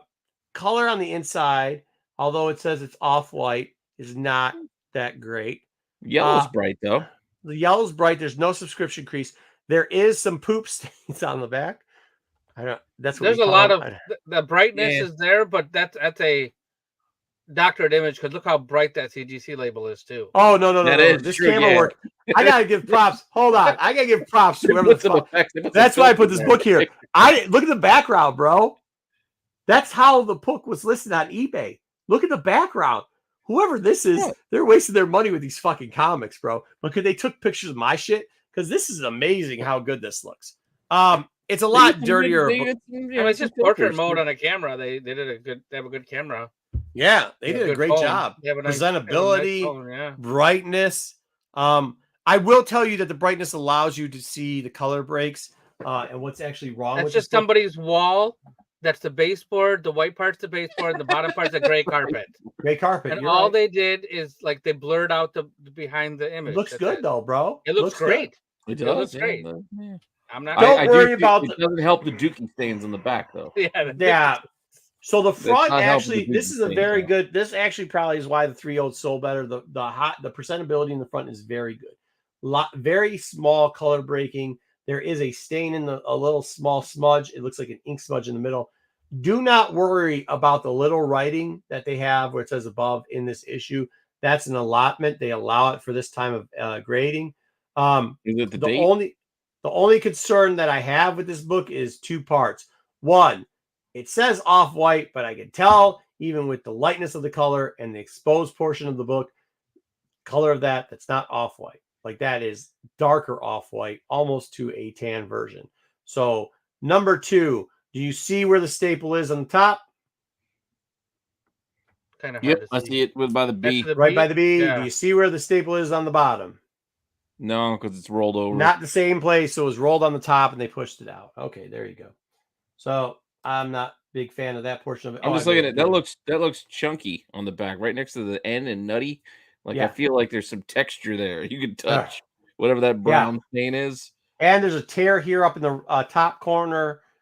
There's there's some problems with this book. That's why it's a 3. Even though the front presents well. But with that being said, the 3.0 better presentation in the front will sell than a book that's presentation is not that great. Yeah. Now here's the back to 3.0. The one that I said was a 2.0. It actually has a better back, even with the tear across, than the 3.0. Honestly, I'll take the tear over the sandy, dirty bit. Again, that one stain looks like it's got some texture to it. Yeah. And then you see the other tear at the top above scientific. Right here, scientific, Yeah, that I don't like that. And there's not as funny as I mean, look at all of the the crusty creases there, even under $1, like in the middle of the paragraph there. Yeah. Granted, the pink's brighter on it. It might have been okay. First off, it's not. That's not. You're saying it's crusty, but it's not. That's ink smudging. That's all ink smudging. It's I know, but you know what I mean. In my mind, I'm seeing like it was a wet spot and like sand stuck to it. But that's not what it is. It's ink smudging. As you can see it on the front of the book, like a gummy something. There's some ink smudging on the Brave and the Bold. Yeah.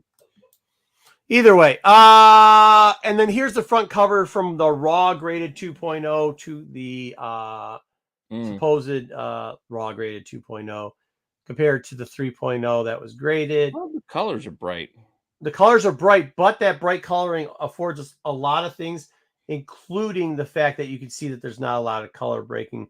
There's only one color breaking line on the front cover that exceeds 2 inches. It's the bottom right corner. Bottom right corner. Well, that's actually a cloud. That is not a smudge mark. It's part of the art that is by the tower and the horse's ass. Yeah, I see the cloud. I know it looks weird on that. And the other lines that look like they're color breaking are not there, just the fouls of the arrows. So when you see that, I do think that our grade is probably it's pretty dulled. Well, actually, on both. On both. So when we look at this and the color, I think the color of the paging on the inside is the only thing that saves the 2.0 on the left. But I think if we do grade it at 2.0, Pete had it at 2.5. I'm not that generous. I would be. I'm just saying that's the max with that like much missing. That's what you can top out at. What I was reading, 2.5, and they came back that way again. Because if you look at my 181, the front of it looks great, but there's a chunk missing, and like I said, with the chunk missing, 2.5 tops, and that's what I got, 2.5. Yeah, the sub creases. I think we got those. For a good time call, Jenny, you're right. Good call. I should have been looking at Is there some writing on the one on the left by Robin's head? That is somebody's name. Yeah, I thought it looks like somebody wrote their name. Carmen or something. Sideways. Anyway, you look at it. That's a little bit. Hopefully, you guys enjoyed that. I mean, I hope you do. I was just joking around about nobody cares about it. Yeah. Look, but both staple. Look at both have the staple. Has and that spot by the B. Well, that's 2 different staples. So the one staple on the right is a turn staple. The other staple is a torn staple.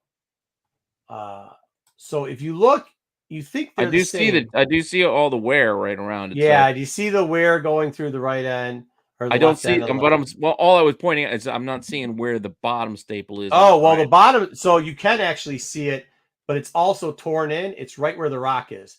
Like if you see that little bump right there, you can kind of see it. On the left. Yep. Okay.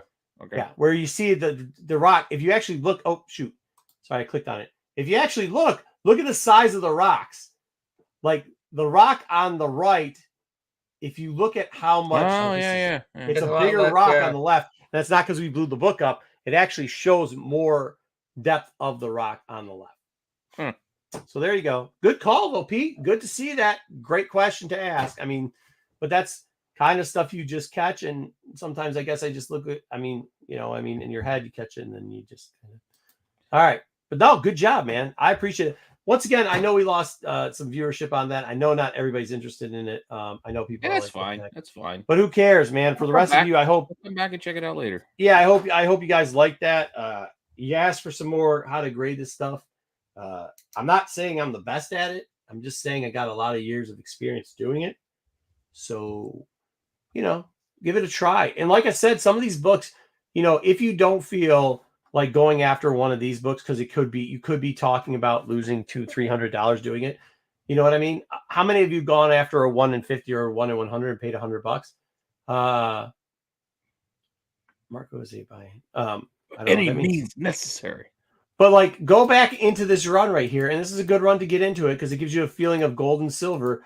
Because when you're going in through these books 2, 3, and 4, those are kind of silverish feel books, even though they're golden age. And then after you get out of that and you go past 8, 7 is got a very silverish feeling to it. And that book is in the same price range of $100 for the 5.0s and stuff like that. And it's a gambling book where you can take it home and press it. And I know $100 is a lot of money. I'm not trying to act like it's not, or $80, or realistically, if you're buying those books, you're probably going to be buying them in the $70 range. Once again, I would not be doing that with 1. I would not be doing it with 5. I would not be doing it with 8. But any of those in between there and probably about 12 to 14. Let me see what my numbering was. Yeah, to about 14. Give it a 14, 15. Give it a try. Because the only thing that's going to happen is you press it and grade it and you get your money back. You know what I mean? It might take a while to sell, but you'll get your money back. Because those books, any place in that 4 or 5 range are selling for $170, to $230.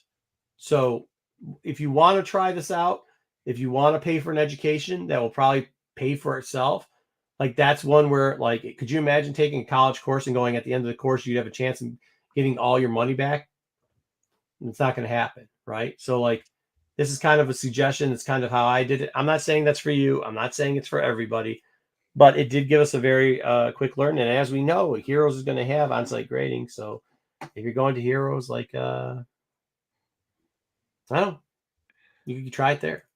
If you do try it, please tag us with the book you bought before and the book you got you after. We do appreciate it. If you want to shoot a video for us too, we'll feature it on the show. Yes, I got 2 suggestions. At this point, since we're 2.5 hours in, it's already almost midnight. I know we were going to talk G.I. Joe. You want us to save G.I. Joe for next week?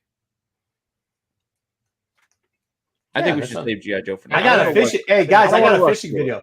I got a fishing video. I know you got a fishing video, but before we get to the fishing video, again, I got an impulse game I think I want to play again. Oh, okay. Can I get water first? Yeah, I think we should do that. Let the before you get water, you gotta give me, you got to give me information before you get water. Okay, but let the chat tell us. Do you guys want to go over G.I. Joe Tozu, which are going to take us another 45 minutes, an hour, or do you want to do the impulse game and maybe watch a heron pull a fish out of the lake? It's up to you. Go ahead, though. What's the information you need? And we might not use it. We might. The information that I need is right behind me. I'm going to move my Voltron. I've got 2 boxes on top. I'm not digging to the other boxes below. These are 2 CGC graded boxes. I got one on the left. I got one on the right. Graded? I don't remember what's in them. I moved them around. Graded boxes. These are graded boxes. These are slabs. I was going to ask, what's the oldest book that's in whatever box? First, we pick a box, and then... Because I got a lot of new stuff. I do have a lot of new stuff. Okay, box one. I do have some other stuff. Let's just do the top box. Well, it's not top. It's left or right, because both are on top. Left. So, left. All right, so left box here. What's the oldest book? Well, I don't know if you want to play oldest book or 5 years within 5 years. 5 years. 5 years. You get 5 years on it. It might 5 be years. That's a lot. Because it could be. I don't know how I have these organized. I have no idea what's in what. It could be all like these are Nakayama variants from the last couple of years. It could be, or it could be. Hey, this is my box that I have some older stuff in it. I don't know which box is what. They're just here. They've been buried underneath my Voltron for however long you guys been watching me doing this. 86. I'm going to guess. Go get your water. He says 86. I'm going 86. I'm going to get some water. You think about it, Dub. What do you think? I'm going to go 76. 76. That's the first number that popped into my head. All right. Well, I'm going to move Voltron over. We're going in the left box.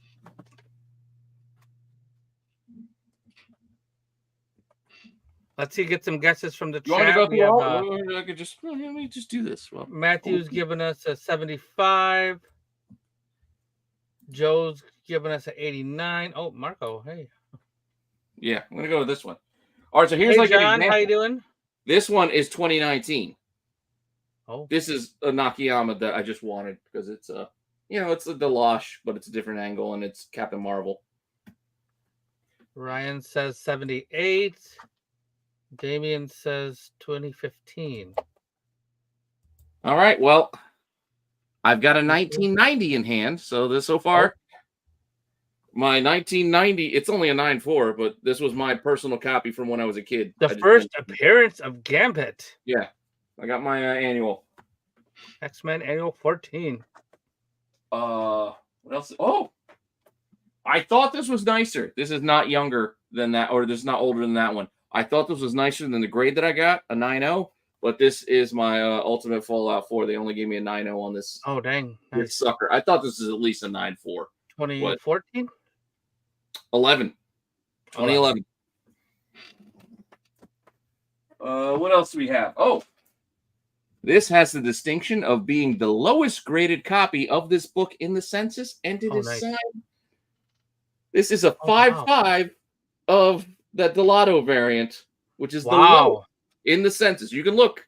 I bought this off a guy in the UK because it wasn't that expensive because it was a 5.5 because there's no way I could afford a nice copy of it. So yeah, those this guy. raws are $2,000, or they were. I don't know what they're now. Down here. That's awesome, Gabrielle. All right, what else do we got in this box? 2009. We got a Hughes. Teen Titans. Yeah. I know man hands. People point out the man hands, but I still love it. Joe had joked about this. But this is the third print of Venom number 3. Oh, nice. Nice. 9.8. 9.8 later. Yeah, but it is 2018, so that's not that old. This box may not be that old. We have a 2015 Kanan. 1 in 25. Mm-hmm. Not that old. Oh, wait, then we did that book already. We also have a 2018 Forces of Destiny Hera cover. Just randomly nice. in there. Got some Star Wars stuff apparently in this box. Wait, there's the Kanan again. Wait. That's the Hera. What else do we got? Oh, Heir to the Empire. But it's only a 9.2. Was First that 90? from 1995. 95. Which 1990 was the Gambit. So Gambit, Yeah. I think, is the oldest still. Right? Was it 90 or 89? 1990. Yeah. Just a High Republic one. What year That's a was couple it? years ago. Just a few years ago, so that's not going to make the cut. Oh, here we go. 1992. I got this from Matt Roybal. This is my Italian version ASM. Look at that. He wanted to give this to me for free. I had to force pay him because he wanted to give this to me. He's a good guy, dude. I know he's a great guy. I was like, he's the guy that started off let me like give the you foreign something. comic book thing. Yeah, so this is my Italian ASM 300. What a 9.2, which is one of the higher ones, by the way. I'll tell you this though, if you get Matt Roybal on the phone, make sure you got an hour. Oh, dude, minimum. I had never spoken to Roybal before. Yeah. First time I talked to him, we were on the phone for 2 hours. Yeah, no doubt. On the day off, talking about Filipino variants. Dude, because that I guy, had mentioned something in a Facebook chat. He's like, "Hey man, let me give you a call." We were just chatting forever, and that. Dude, I will tell you, yeah. Somebody warned me because he was in the chat, and they're like, "Oh, Roybal wants to talk to you." I was like, "All right, cool." This might be the oldest because I know what else might be in this box. But go ahead. 1972. What did I say? 86. Oh, 72. Ghost Rider. Dang, nice. So this is my 4.5. I paid $120 raw for this. It was on the wall. That's awesome. And it's a 4.5. 72. So I remember the LCS I bought that from. Is that older than? Yes, 1975. Marco made this guess about my X-Men collection. I told you I did have a giant size. It's a 4.5, but that's my giant size. But it's 75. So 72 is still the oldest. 72. So all the right, closest. Oh, sorry. Go ahead. Oh, 74. Oh, 74. We're going back. No, 72. Yeah. It's a 2.5, but it's Hulk 180. Yeah, First appearance of Wolverine. Yeah. I've never owned that book. I've only owned the second appearance. Make sure you also look for the Marvel stamp in that book, guys. Just so you know, it's in there. The Marvel stamp's in there. And this is what I was talking about because with that 2.5, which matches, this is my 2.5. And this is why again. Appearance. It's because of that chunk missing. Well, hey, hold on now. You said it was white pages, son. I didn't say white pages. We didn't get to color the pages. I didn't say white pages. I just said the front. If you look at this, the front presents like it's a. That looks great. Right. You don't say front low presents beautifully. You guys are terrible. Wow, Pete. I'm just saying the back. It's a different story. Yeah, but no. I paid. It's a good book, though. It's a good book. If I remember, I think I paid $700 for this. Oof. Raw though. Yes. What did you think it was when you got it? What did you think it was? Well, I knew about the rip, so I also knew the top end of what I was going to get. And at the time, a 2.5 was maybe about $900. Okay, all right. So $700. I was like, I'm in for $700. All right, cool. I mean, at least you knew what you were getting yourself. I knew what I was getting into. I knew exactly what I was getting into. Oh, new low, 1966. I said 68. I'm closest. You said 86. You know, that's my man. Did I say 86? You said 86. Oh, Jesus. It's Silver Surfer, 3.5. Yeah, Silver Surfer. Dang. Nice, dude. That's a good book. I paid $200 for it. Yeah. Wow. I remember I bought it raw. It was $200. Nice. I also remember. Well, this was going to be right after it. 49. I'm laying them down nicely. These are fucking banger books, bro. Yeah. What? Well, I didn't know what box we were gonna get into. This box. No. He's saying he's laying you down nicely. I'm saying there ain't no nice about it. This 5.0. I think this was $90. Jesus. In a box. Like literally, it wasn't even on the wall. I bought this literally in a box. Like it was in a back issue box for $90. Almost done. We're almost done. So number 50 comes after that, and that's also a 4.0. But I bought this as a 4.0. I bought this from Zap Comics at a con, and I think I paid like only $70 or something for it. That's somebody famous. Yeah, I didn't pay a lot for it, but I just wanted it to go. I don't know who that is. Store or person? Who's Zap Comics? Is this a store out in? It's a store. Zap Comics is in New Jersey. Oh, Zap. Zap. Oh, okay, I thought you said Zach's Comics. Yeah, Zach's Comics. All right, and then the last. Oh, we got 3 more books in this box. 1968, but it's after the first appearance because there's my Mephisto. Oh, nice. Yeah. Again, I like low grade. This is what I can afford. So 3.0s. Oh, who cares, man? It's all those are more books that way. Keys are keys, bro. Those are all big keys. Exactly. So. Here's 69, and then I got a 4. 69. So I got 4.5. Yeah, so I got a 4.5 of that one. And last book, which is not going to challenge. I think 66 is the oldest. This I don't know why this is in this box, but my Clone Wars. 96, yeah. Oh, $110 raw. I bought this for. Yeah, nice. Oh. Mike Morello said, "Get one before it goes up," and I did. So 1966 is the oldest in that box. And Matthew was the closest. Good job, Matthew. We can check another box another time. Oh, there's got to be. I'm gonna one day we're gonna hear from Matthew, and I've heard a lot of people complain about like where they're at, and I know Matt's in Hawaii, and some people say it's he's in Hawaii, but I know he's gonna find a banger. He's just gonna get himself a deal. I know it, and he's gonna find something out of a collection that's gonna work out for him because he's trying to figure it out. I remember most of the stuff that I bought roundabout in the price. Yeah, at least I tried to. Yeah, a lot of the stuff you just I bought that, but Yeah, and I was like, I remember where I remember where I got. I remember the LCS. I bought that Ghost Rider. Yeah. Mm-hmm. That same LCS had a FF52 Black Panther that was up on their wall forever, and they wanted $400, and it looked probably about maybe a 4 to 5. If I'm grading, it was at least like a 4 or 5.0. It was decent, but black cover. There was some damage there, but $400. I should have bought it, but I never got around to it, and then it was gone. Yeah, BK, you got me. I don't have any keys. I just gave a tutorial on how to grade Silver Age books, but yep. Yeah, no, we don't want to go into his. Yeah, we don't want to get. I'm not going into those because the big books are in a different spot, anyways. Yeah, so I don't have that big of books. Yeah, I got books that. You got big books, Pete. Stop knocking. You got books more than most people have, dude. Yeah, but I got the lower grade. I got what I could afford. You get what you could get. You get what you could get for. And to be honest, you get what God's bless you with. Sometimes they bless you with better books than other times, and sometimes you just. I've done stuff where I've sold books that right now I don't have an ASM 129. I've had it a couple of times, but I've always sold it because I don't have an AF-15 anymore. I cashed in and I got money for it, so I would have if I would have held on to it. I probably could have got $1,000 more than I got for the 8.5 that I sold. But I'll be honest, I don't have any more 181s. I don't have AF-15s anymore because the money was too big. And it wasn't even as big as it was at its height. It was just too big at the time. And then it's too big for me to buy them back because I'm not. And I'll just wait.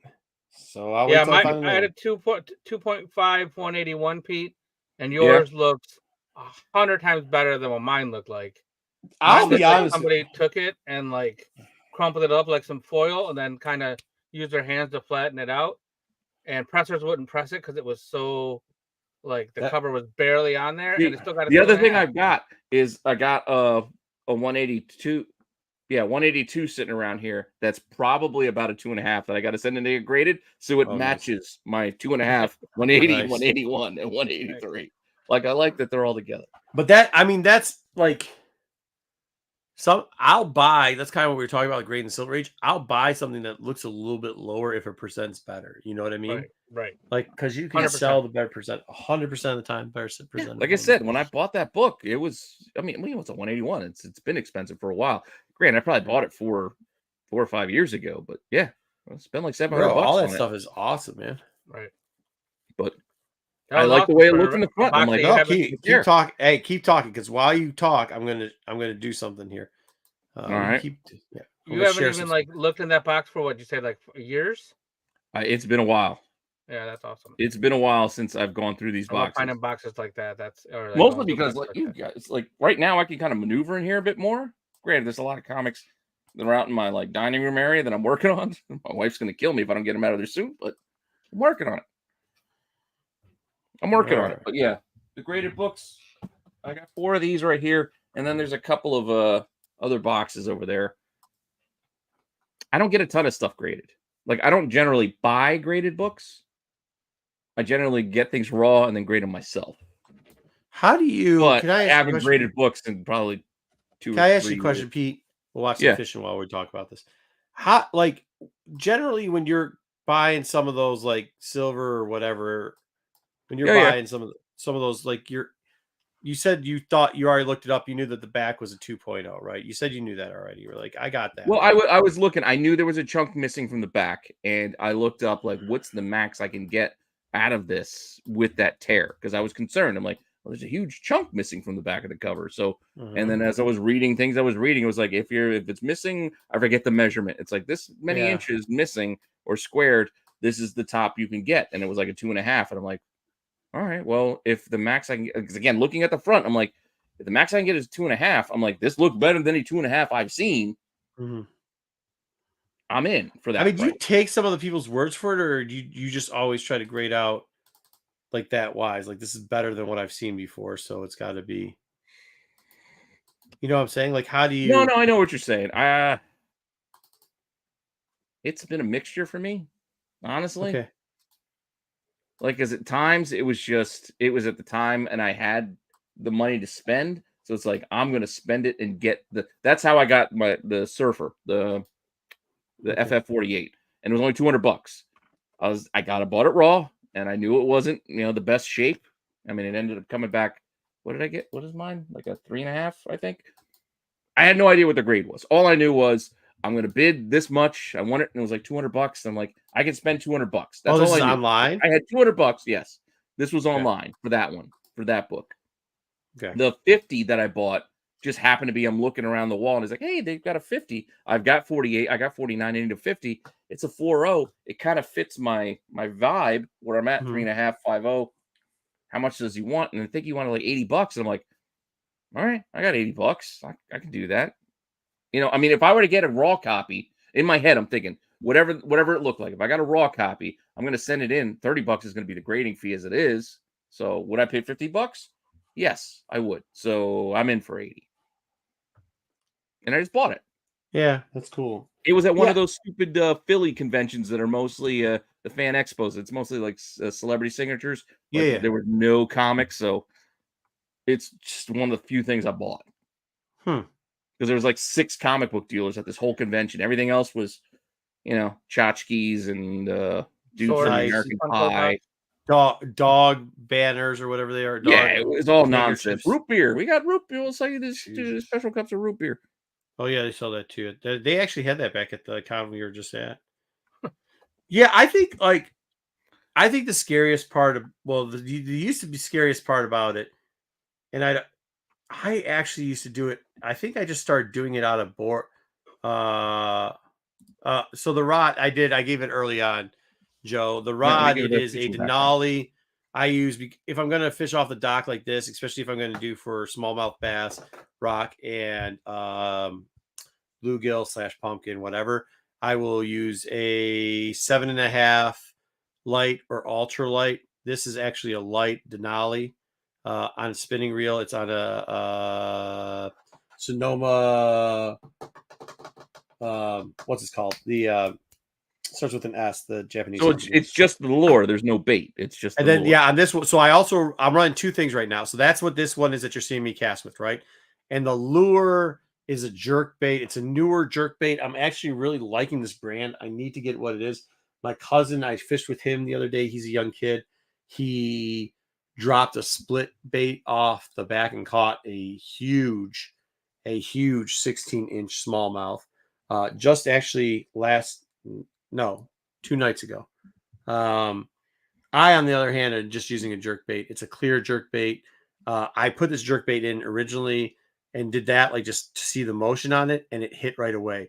Now on this lake, beautiful sunsets. Probably, I mean, this. If you've ever been to Key West, by far there's not a beautiful sunset, more beautiful sunset than that.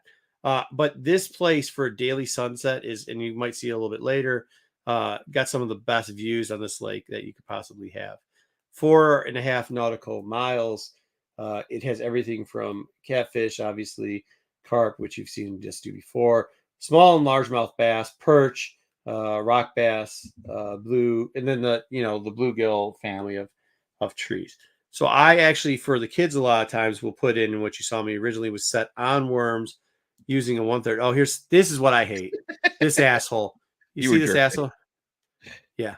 You see this asshole? Look at it. Somebody skiing. I was gonna say, they water skiing? Yeah, but jet ski? No, it's a boat. It was a boat. It was a boat. I couldn't tell how far away if it was a boat pulling him or a jet ski pulling him. But what happens is, you see, look at the wave coming in. This asshole's got all 4.5 nautical miles, and he's got a 200 feet out from where I'm fishing. He's got to be fucking running his damn thing. So I'm pissed right now. I'm like, this jackass, because look at all this wave bullshit coming in. So when this comes in, the jerkbait doesn't work that well because you're trying to let the jerkbait drop and everything else. So every time you cast, it pops. So I go and I check the Dock Demon, which is what you saw before. There is a company named Zebco. They make a Dock Demon. It's a very short. All right, you tell them about the Dock Demon. I'll be right back. Heavy rod, and you put a little jig head on it and a worm. It's great for kids. Also great if you're going to just put it on a dock. Instead of doing the bell like Joe says, I put it on behind me. So, I leave that. I'm checking that right now. That thing, even in these high wakes, will kind of hit. I think I switched out right now. I was debating right now going top lure, right? Because it's getting to the point, like you could see some of if we go back, I had 7 minutes right here. If we go back to where were we? Right here, you start to see all these little flies and everything falling on top. That's the little Dock Demon right there. You see that little red handle, very short thing. It's not great. You put a little lure in the bottom, but some fish will hit that later. But since it starts to get to that point, right around that red buoy, you will see,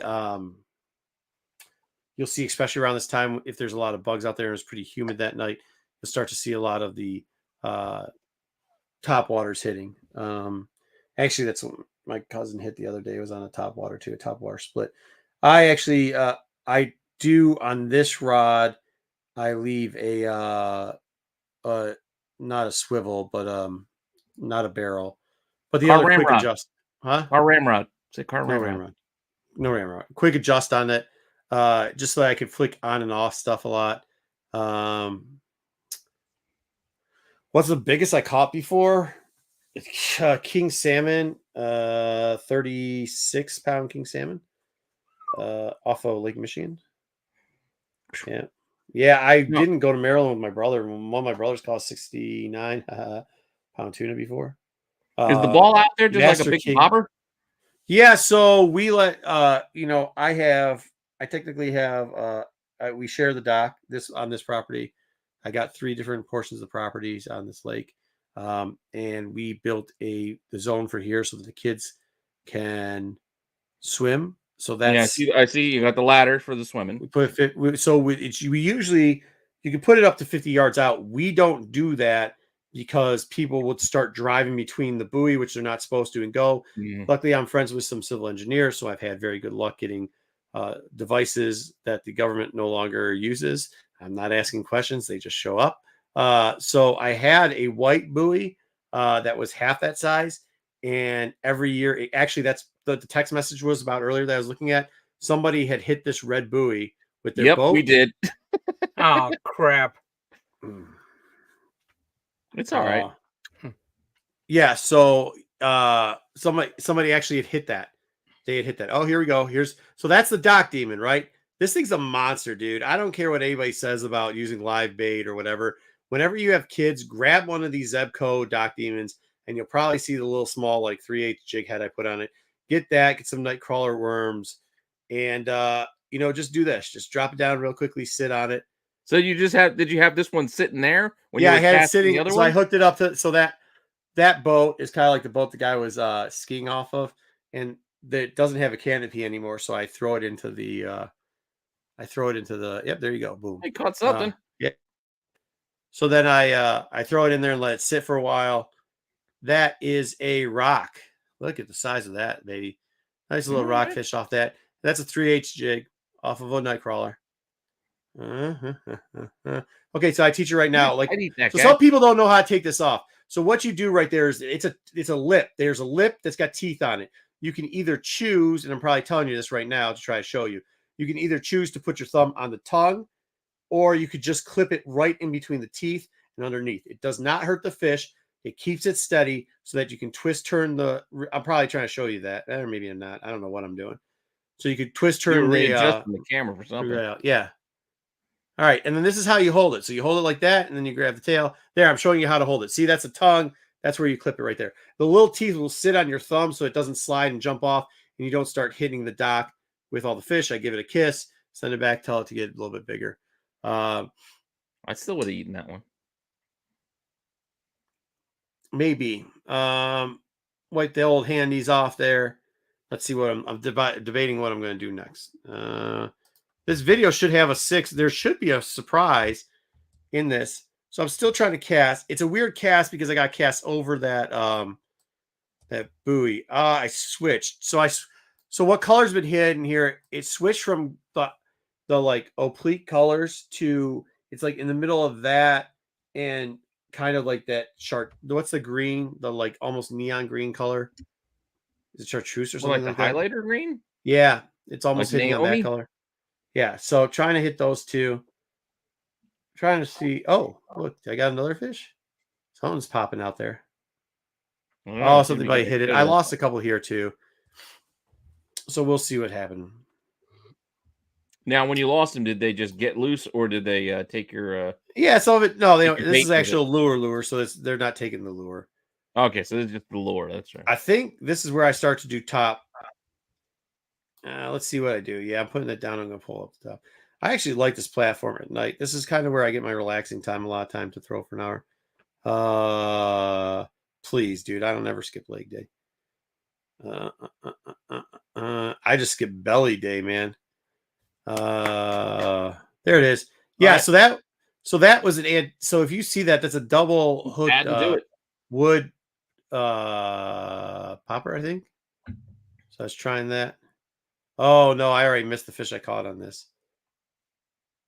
I decided to use some new top loader and I double hooked the fish. So I want to get out of it. Wait, top loader? Or top comics again, or are we talking fish? No, top runner. Like a top runner, like a frog. You know, they have frogs, they have like all types of stuff. Oh, I'm showing you the motion. What is that out there? Is that a paddle boat? No, it's a pontoon, man. Well, it's just moving slow. That's why I can't tell. Yeah.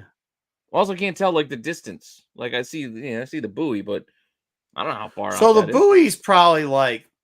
So if I'm 6'12", it's about 18. It looks like 20 feet. Yeah, it's probably 18. 20 I don't feet. know how far. The other land I see in the background. That's far. That's what I mean. So when I see the boats that are in between, it's 4 nautical miles. I've got no sense of total. So like depth. That. Yeah, I mean, like I don't know. Let me try to think. That's probably about 2.5 football fields away. Okay. Pontoon boat. What do you do with that? Retake Omaha Beach. Pontoons are fun. You can do a lot of stuff with them. I know. I'm just. Oh shoot! There we go. Well, we just hit one right there. You see me topping. Do you see how the water's flapping on the top? So the little top loader I was hitting, the top rider I was hitting it. Top loader, top rider, top runner. Top runner, whatever you want to call it. Right. Topper, top water. They call it top water, loading. Really. You see it? I see it coming after me on that top, and then I'm just like, let me just drop this back down because it was right on it. And then that thing went That was supposed to be, I don't even know what it was. This was the new one that I bought. I bought a 4-pack of micros. This is micro top water. And I think it's supposed to be a cricket. So here's what I'm showing you. When you guys do this, a lot of people don't know this for some reason, but did you see how I took my fingers and combed back the top of that fish? I'll do it again so you can see it. Watch how I grab the fish. I just had to teach this to somebody the other day. So you see how there's making bubbles. It's on the top. And then I was like, oh, wait, I'm going to drop it a little bit because I see something fun. Because it hit it once. Well, watch the fish. I don't know if I can slow this down, but I don't think I can. But if you watch, the back of the fish comes up. Now, this is I think it's maybe a pumpkin fish. You see, yeah, there's a fish following it. So I just drop it back down like, here, guy, you really want it? There you go. Boom. You drop it like it's hot. Okay, now watch. Do you see all the spikes on the back of this fish? A lot of people get scared because they get spiked. This is how you hold this fish. You see it? You grab this line. You do this. I'm doing this as the thing. And then you take your hand like this. Third finger down. You comb down the spikes. You put your second finger on the front, your pinky finger on the back. And that way the fish won't spike you. I do get rid of this lure because this micro got all stuck in it. I'll put some black water in the background. This will help her. What's that? I changed the background. We went with more of a action water. Kind of fits the vibe. Catching tiny fish on the expensive fishing rod, catching big fish on the cheap Zebco, which is amazing. This is pretty much life. So what was that, 2? There's 6 fish in here somehow. I think I fast forwarded for some of them. I don't think you guys need to see me cast all day. We can't get all of them. Yeah. What's this? Did you catch jellyfish? I don't know. I might have seen a fish follow me back and trying to show you the fish following it back. I got a horseshoe crab. It's not horseshoe crab. It's fresh water. I know. So you threw them back in? We go crabbing. We got stuck. You threw them all back in so far? I do. Well, there's a fishing tournament coming up actually this weekend. So this was like earlier in the week. I was trying to prep to see what's going around for the kids. Also, why I'm using the Zebco, see what the drop rate is, see if they're getting off their beds. There's been a lot of beds lately. That's what I was probably trying to show you. Oh, yeah, that's why I am right there. There's a bed down there. You said the fishing thing. Like my son usually goes up to visit my father-in-law, and he goes do like fishing derby up there with like kids things. And he wins all kinds of things. He's like, oh, he caught biggest fish. He caught this. Like, I'm wondering, like, seriously, did he do all of this, or is he just making this shit up? Because I don't know, because I wasn't there. So I do scout places for the kids. Like, actually, we do spear fishing a lot of times too, which we put these lights underneath, and when we do that, we can see where all the beds are. We can see pretty much under the lake as we drive to clean it up for, like, our fishing, as I said, has been better since we've gotten rid of the carp. So we will proceed to do that. But we sometimes, some of the hillbillies get mad because they try to win a tournament, but we don't even enter the tournament. Catfish. We only enter. We do. I spear catfish too. Yeah. But we do it, but we only do it for the kids. And then like some billies get mad. And it's like, okay, dude, well, you're a grown man doing a free Sunday fish thing. Just put your fingers in the water. Catch right. with your hand. So right there, I was showing you where one of the beds was, and I saw a fish by there. So I was like, all right, well, I'll drop this in and try to catch that fish. I was showing you what a bed was. Like the beds are where the fish make these like craters. They use rocks and stuff. They put in their mouth and put it out. That's what I was showing you back there. Yeah. Oh, there's a fish right there. You can see it on the left side of the thing. Let's see. Is this where I hit it? Something. Let's see. No, I'm throwing the line out. See, and then I just wing it back in there. Here we go. Pull it, set it. I actually have to get new Zebcos. As you can see, it's worn out. That thing's a monster, dude. I have people come out all the time. People will come onto my deck when they've got relatives. Oh, yeah, I hit something right there. Yeah, that's what I'm saying. You got something. Oh, yeah, that's pretty decent. Look at that. No net, buddy.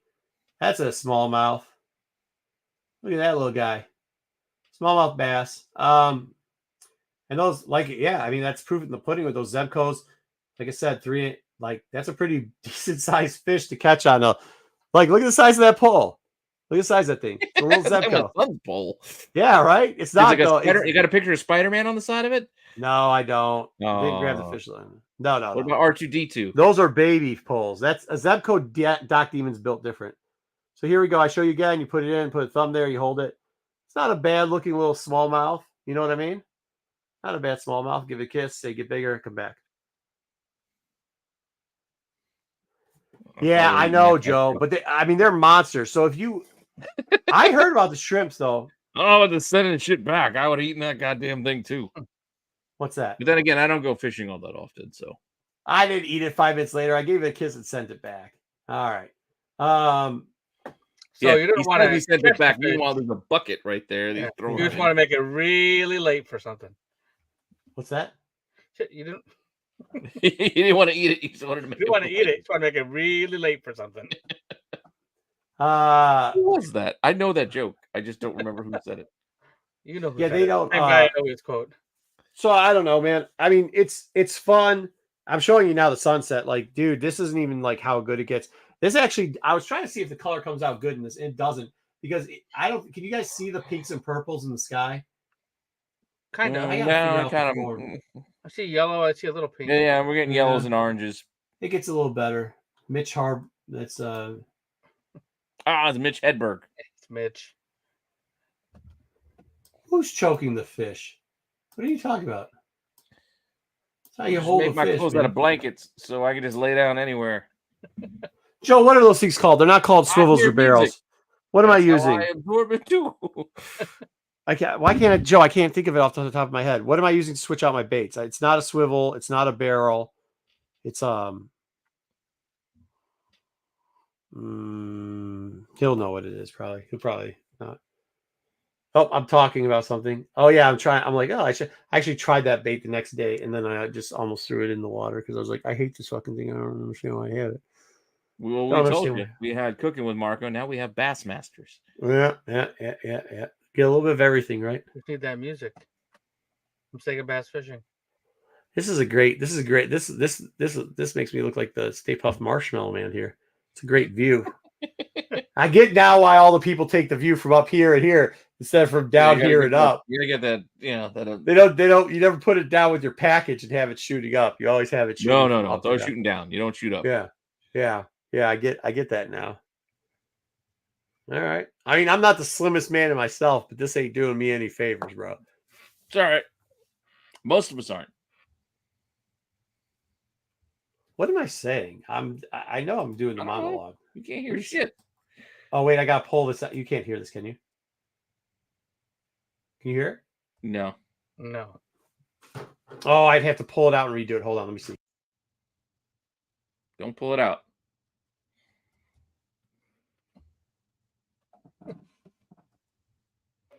Can you hear now?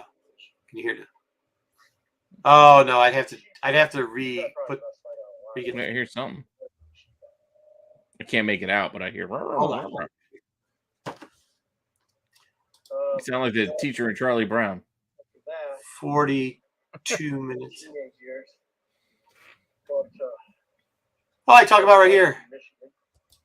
I talk about fishing. So I didn't grow up fishing like this. You dirty fish.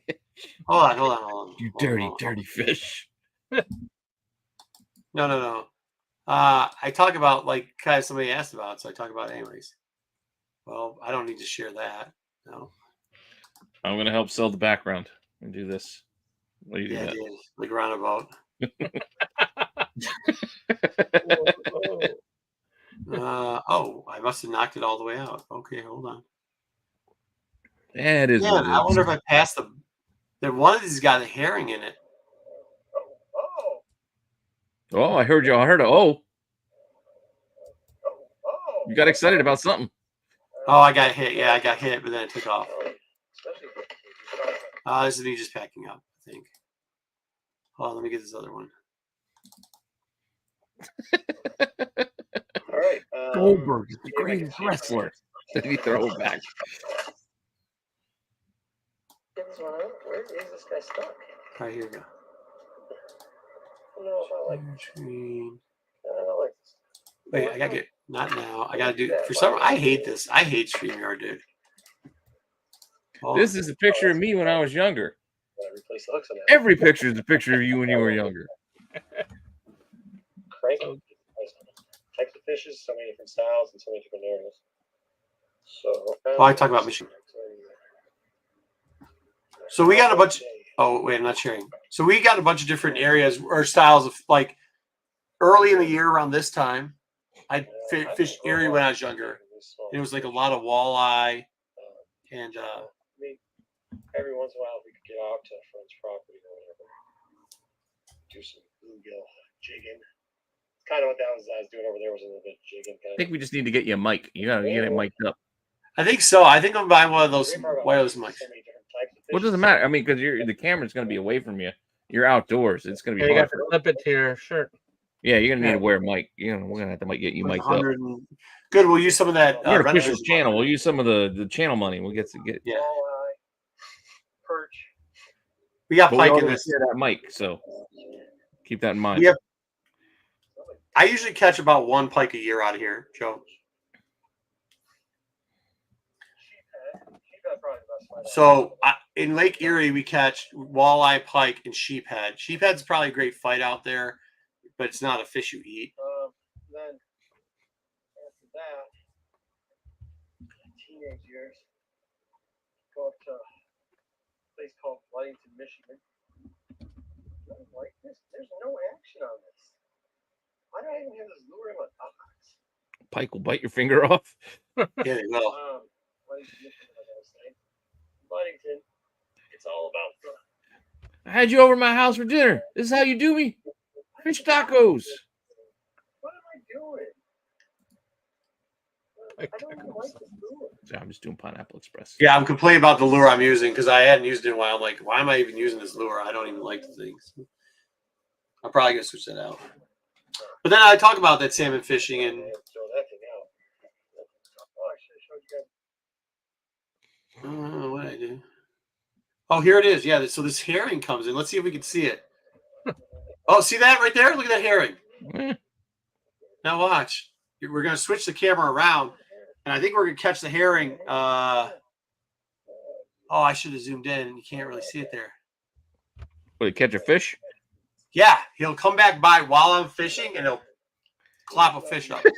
Come back. What? This is how you do it, motherfucker. Yeah, well, just perched up there, loving life. Let's watch him for a little bit. Oh, we can't see him. Ah, that sucks. I wonder if I can blow this up somehow. He's not that far away. Yeah, you can kind of see him walking.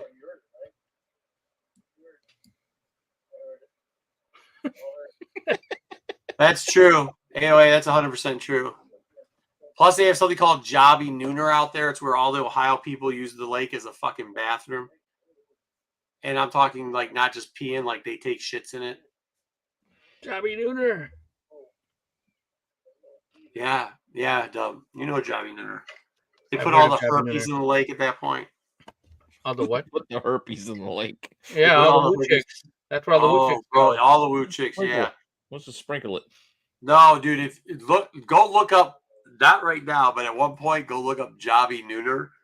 And like, yeah, the amount of human excrement that gets in that lake every year after that. Like they've been trying to shut it down, but they can't. Oh man, I hope we get to. It's starting to get too dark. That's what's happening, so we can't see that far out. Now, John, if you're asking this to Marco, he's in Michigan. Huh? No, I'm not in Ohio. No, I don't. He used to have a corporate apartment in Ohio for a little bit. I got another one. Look at that one. That's a fat dog. Would you catch a sunny? Yeah, it's a little pumpkin. Actually, we were having a debate on what this is called the other day. So it is, if you look at it, it's got a blue tint to it.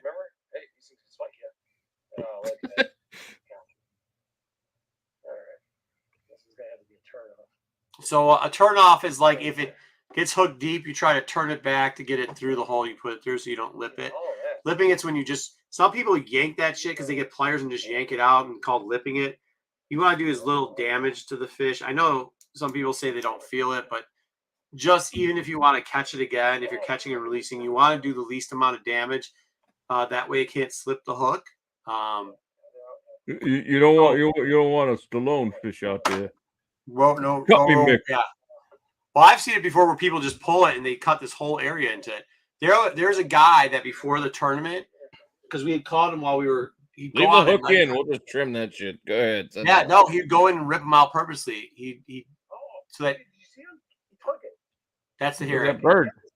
He moved just Yeah. at the wrong time. I moved it just at the wrong time. Got that bad boy out. He's still alive. Yeah, see, he's got some blue on him. Back foot. He's in. Dude, the hair got the. Did you guys see the hair catch the fish? No, my fat ass was in the way. Great camera work. He had one job. He wasn't playing around. Oh, yeah, we'll show you. Just because I know BK will say something. Look, fish gone. No fish. No floating fish. There you go. The guy went back. Yeah, I thought afterwards, I was like, oh, he probably thought I killed the fish by flipping it. Because, BK's probably never been in nature in his life. So, let's show that off real quick. No, you're mean to people, but nice to fish. Yeah, it's just fish are fucking cool, man. People suck. You want me to tell you? Yeah, I liked it. I mean, like, this is my Momona Zen.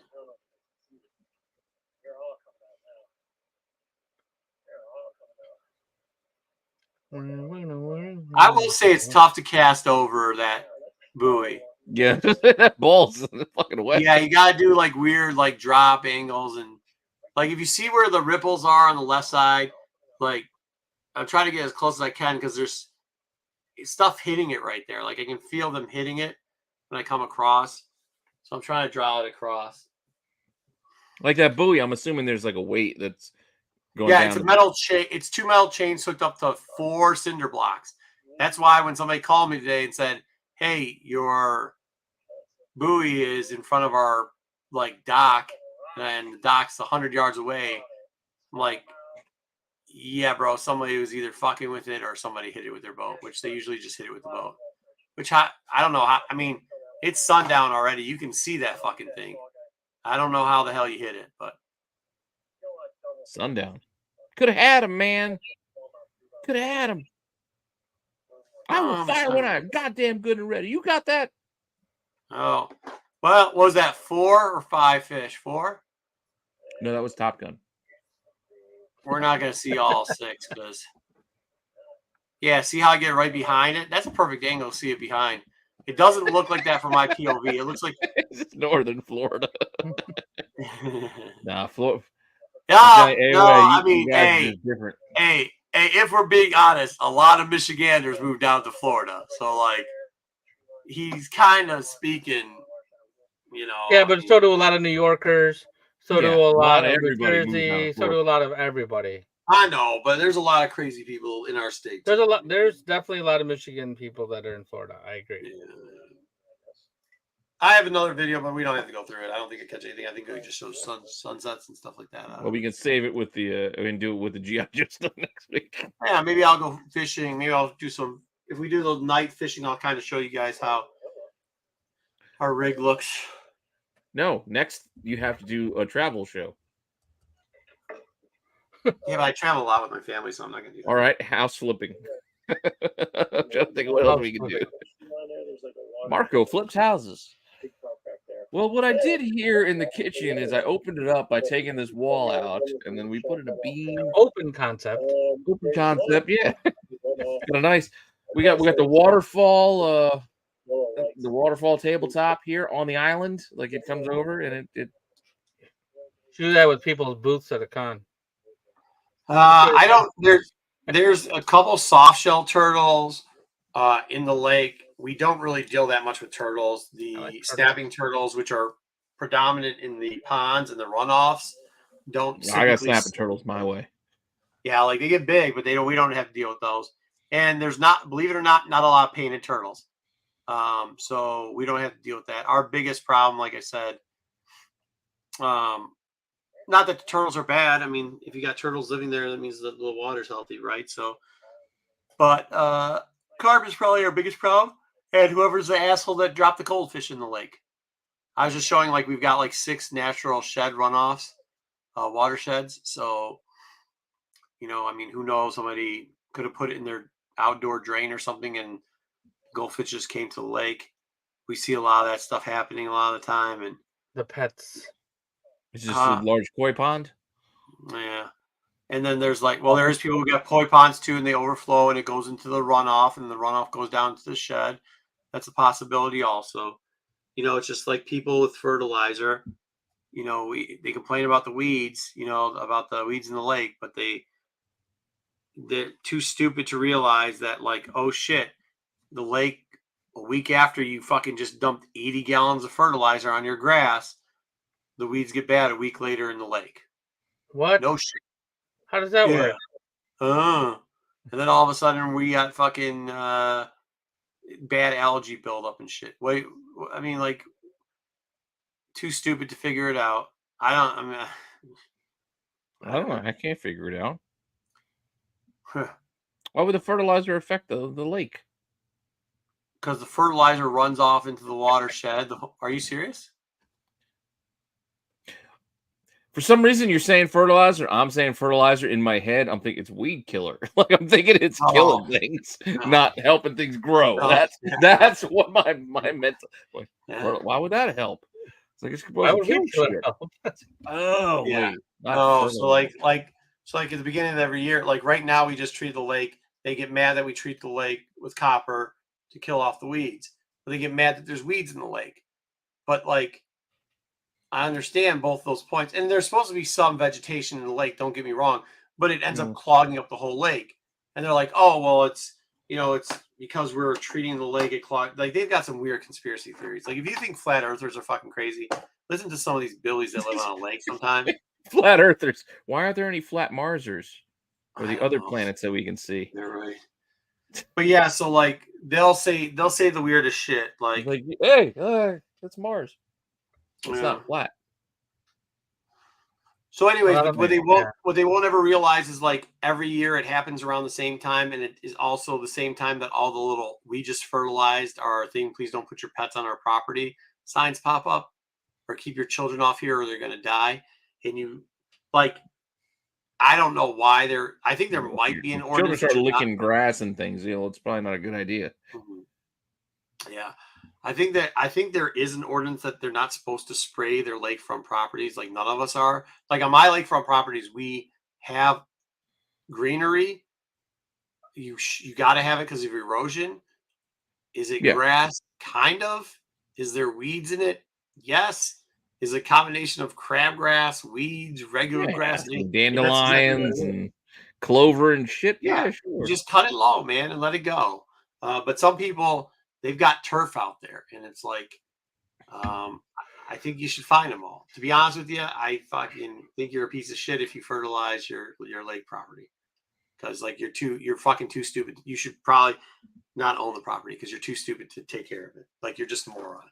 Like, you don't buy a lakefront property to have green grass. But again, for whatever reason, you're saying fertilizer. In my head, I kept thinking weed killer. I'm like, why would shit also grow? Probably, it should be killing everything. I'm like, also not a good thing to put weed killer. Yeah, also definitely not. Also not good for that. Like, yeah, it's weird. Like, man, with the being on the lake, I'm thinking, like, where I'm at, I got to just deal with, like, the poison ivy and shit. When it gets hot, it leads to algae bloom. So when it's in springtime and it's just water runoff, it leads to the aggressive growing of weeds. In the summertime, when the humidity picks up, then algae. When I said algae, I meant algae blooms. And for those people that don't know what algae bloom means, that means you can't go into the fucking water because there's these gross. It's just gross, and you can get sick from it. So, but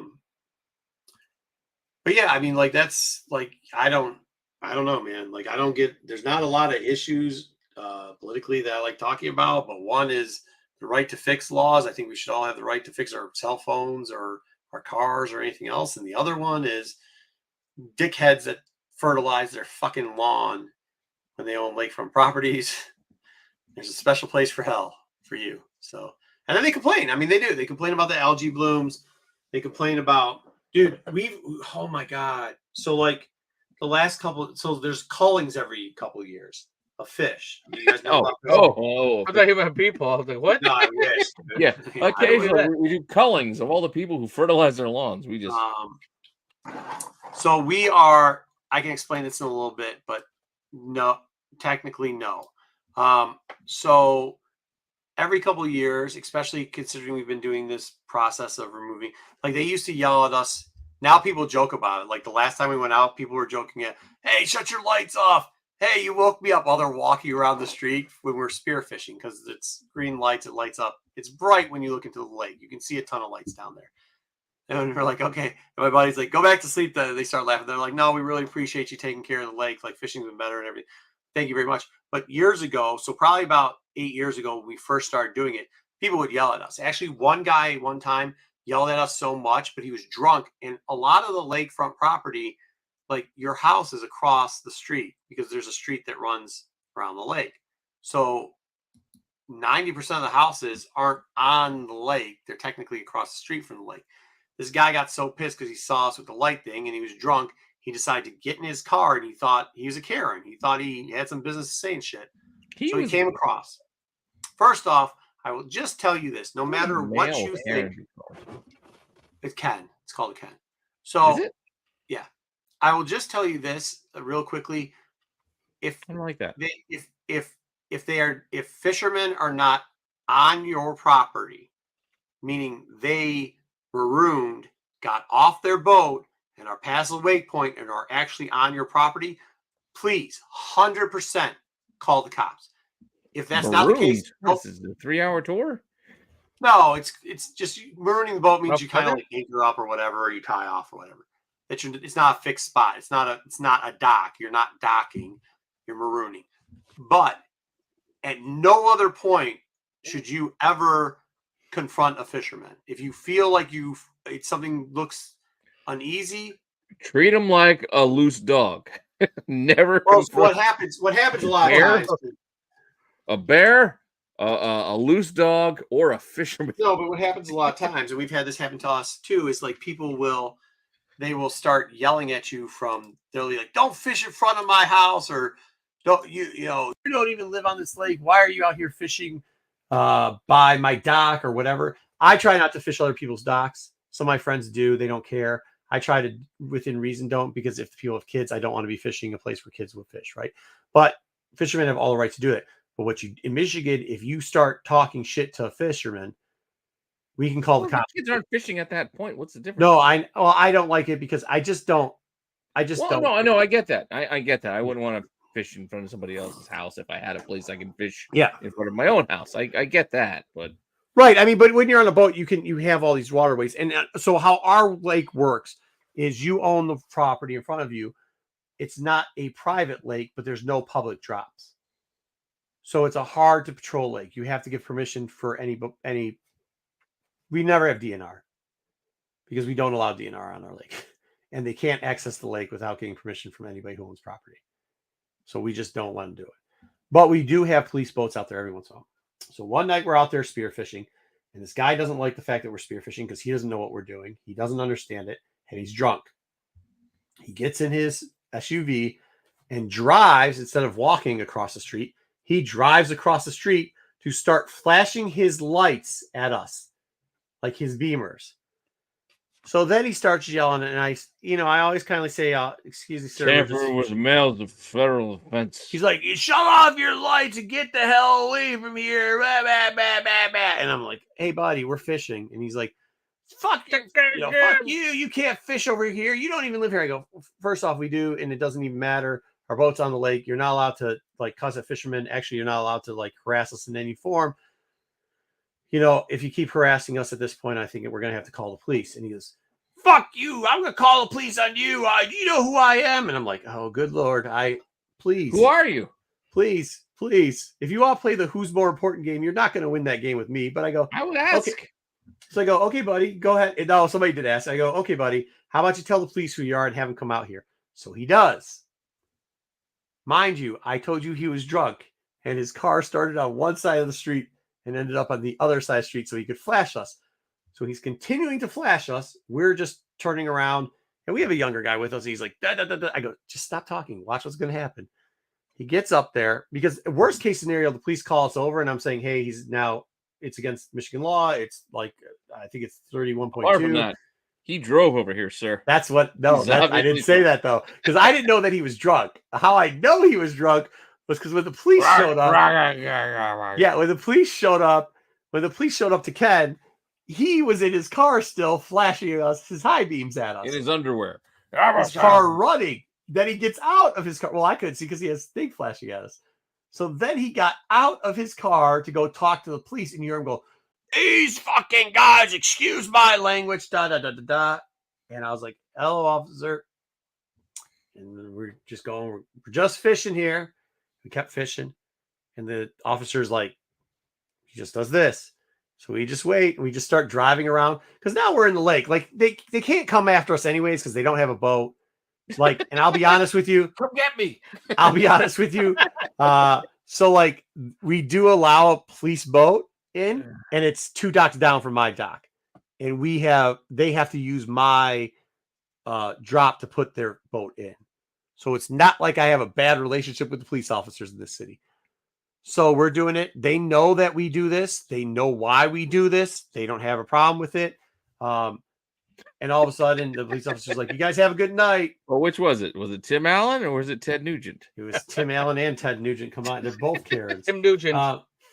So we just start taking off. We hit this run, and we actually spearfish right there, right in front of the police and all. Yep. Yeah. I mean, I got to show you spears because they're pretty big. But they, and all of a sudden we see another police officer come there. I was like, "Oh shit, did he get unruly?" And we see a third cop car show up. Oh no. And this guy's got a jet ski. He's going to get you. And then you hear, "But I'm the one who called you fucking assholes." And I go, they got him. And then they DUI'd him. They like, yep, Joe got it right. They DUI'd him. They DUI'd him.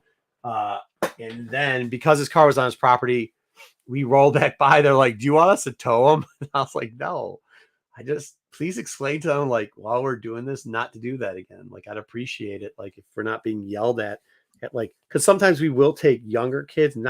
We don't take kids because now I think we would, but back then, because we were getting harassed so much, like one time we had these like woo chicks screaming at us going, "Why are you hurting the poor fish?" And we go, "Huh?" And they're like, "Well, what do you do with them? Do you eat them?" And we're like, "No." They're like, "It's carp. You don't eat carp." And they're like, "So you just kill them, you brutes?" And we're like, "No, we put them in our garden."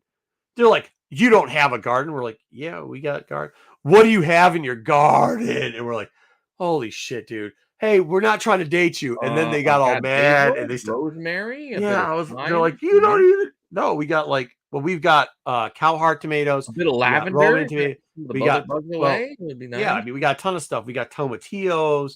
We have garlic. We have chives. We have jalapenos. 3 different types of beans. We've got a long bean. We've got an Italian bean. We've got snow pea or sugar snap peas. We got a bunch of stuff, right? Strawberry, all types of shit. But like, we're just not trying to have this. It's raining here. Is it? Yeah, it just started. I hear it. So now, like, it's better, but we won't take, like, because of that. We've had there's not a lot of like multi living homes out here, obviously, but there is this one 50 plus condos that there is, and like old folks.